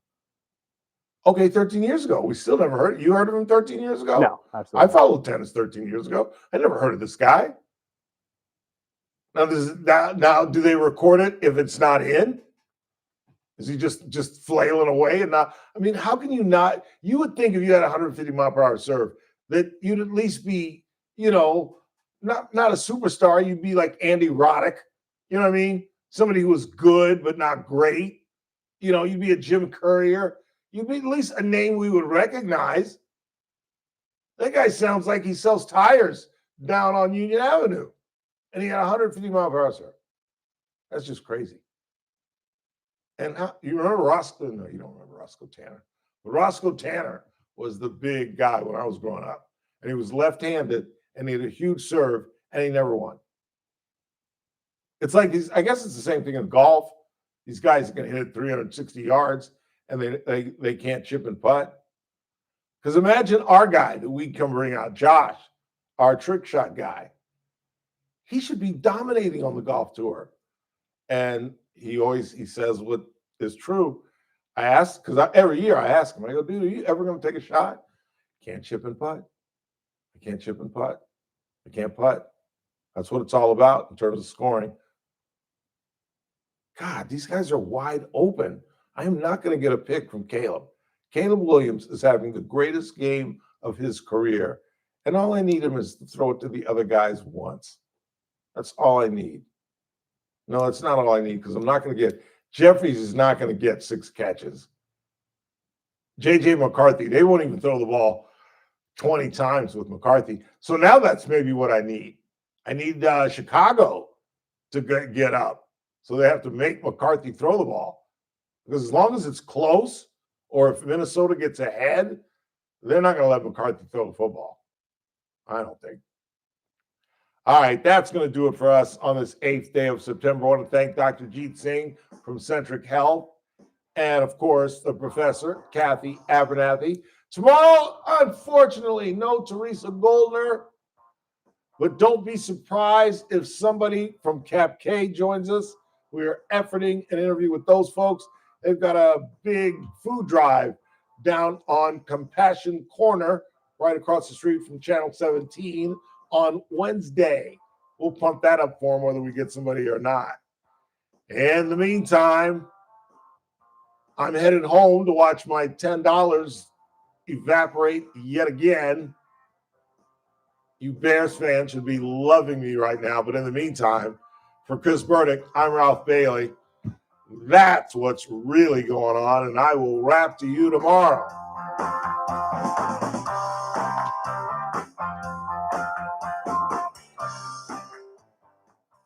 This is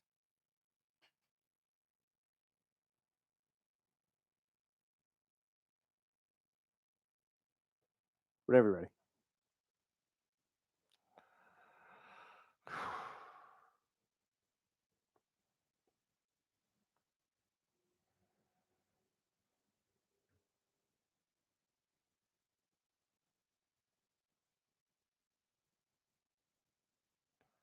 I accidentally tipped my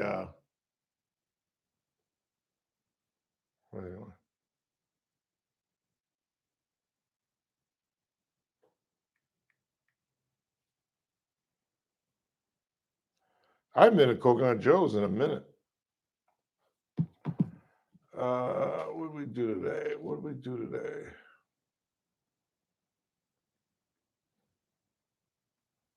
You ready?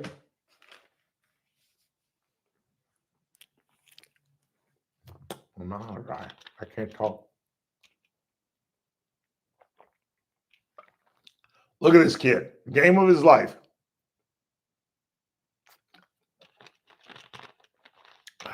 You ready? 3, 2.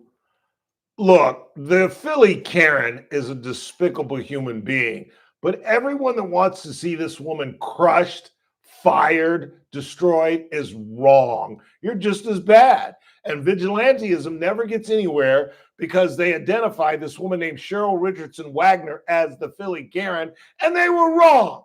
And imagine what this woman had to go through all weekend long. I'm not her. I've never been to Miami, and I'm a Boston fan. 3. God, we got nothing going on tomorrow. 3, 2. It's that man again. Look what's coming up on the Tuesday TRBS. Well, unfortunately, our federal judge, Teresa Golder, won't be with us, but we'll be pumping up Cap K's food drive on Wednesday and efforting an interview with somebody from the organization. All that and me at 3. It's TRBS, News Talk 96.1 and AM 1180 KERN. I'll see you at 3.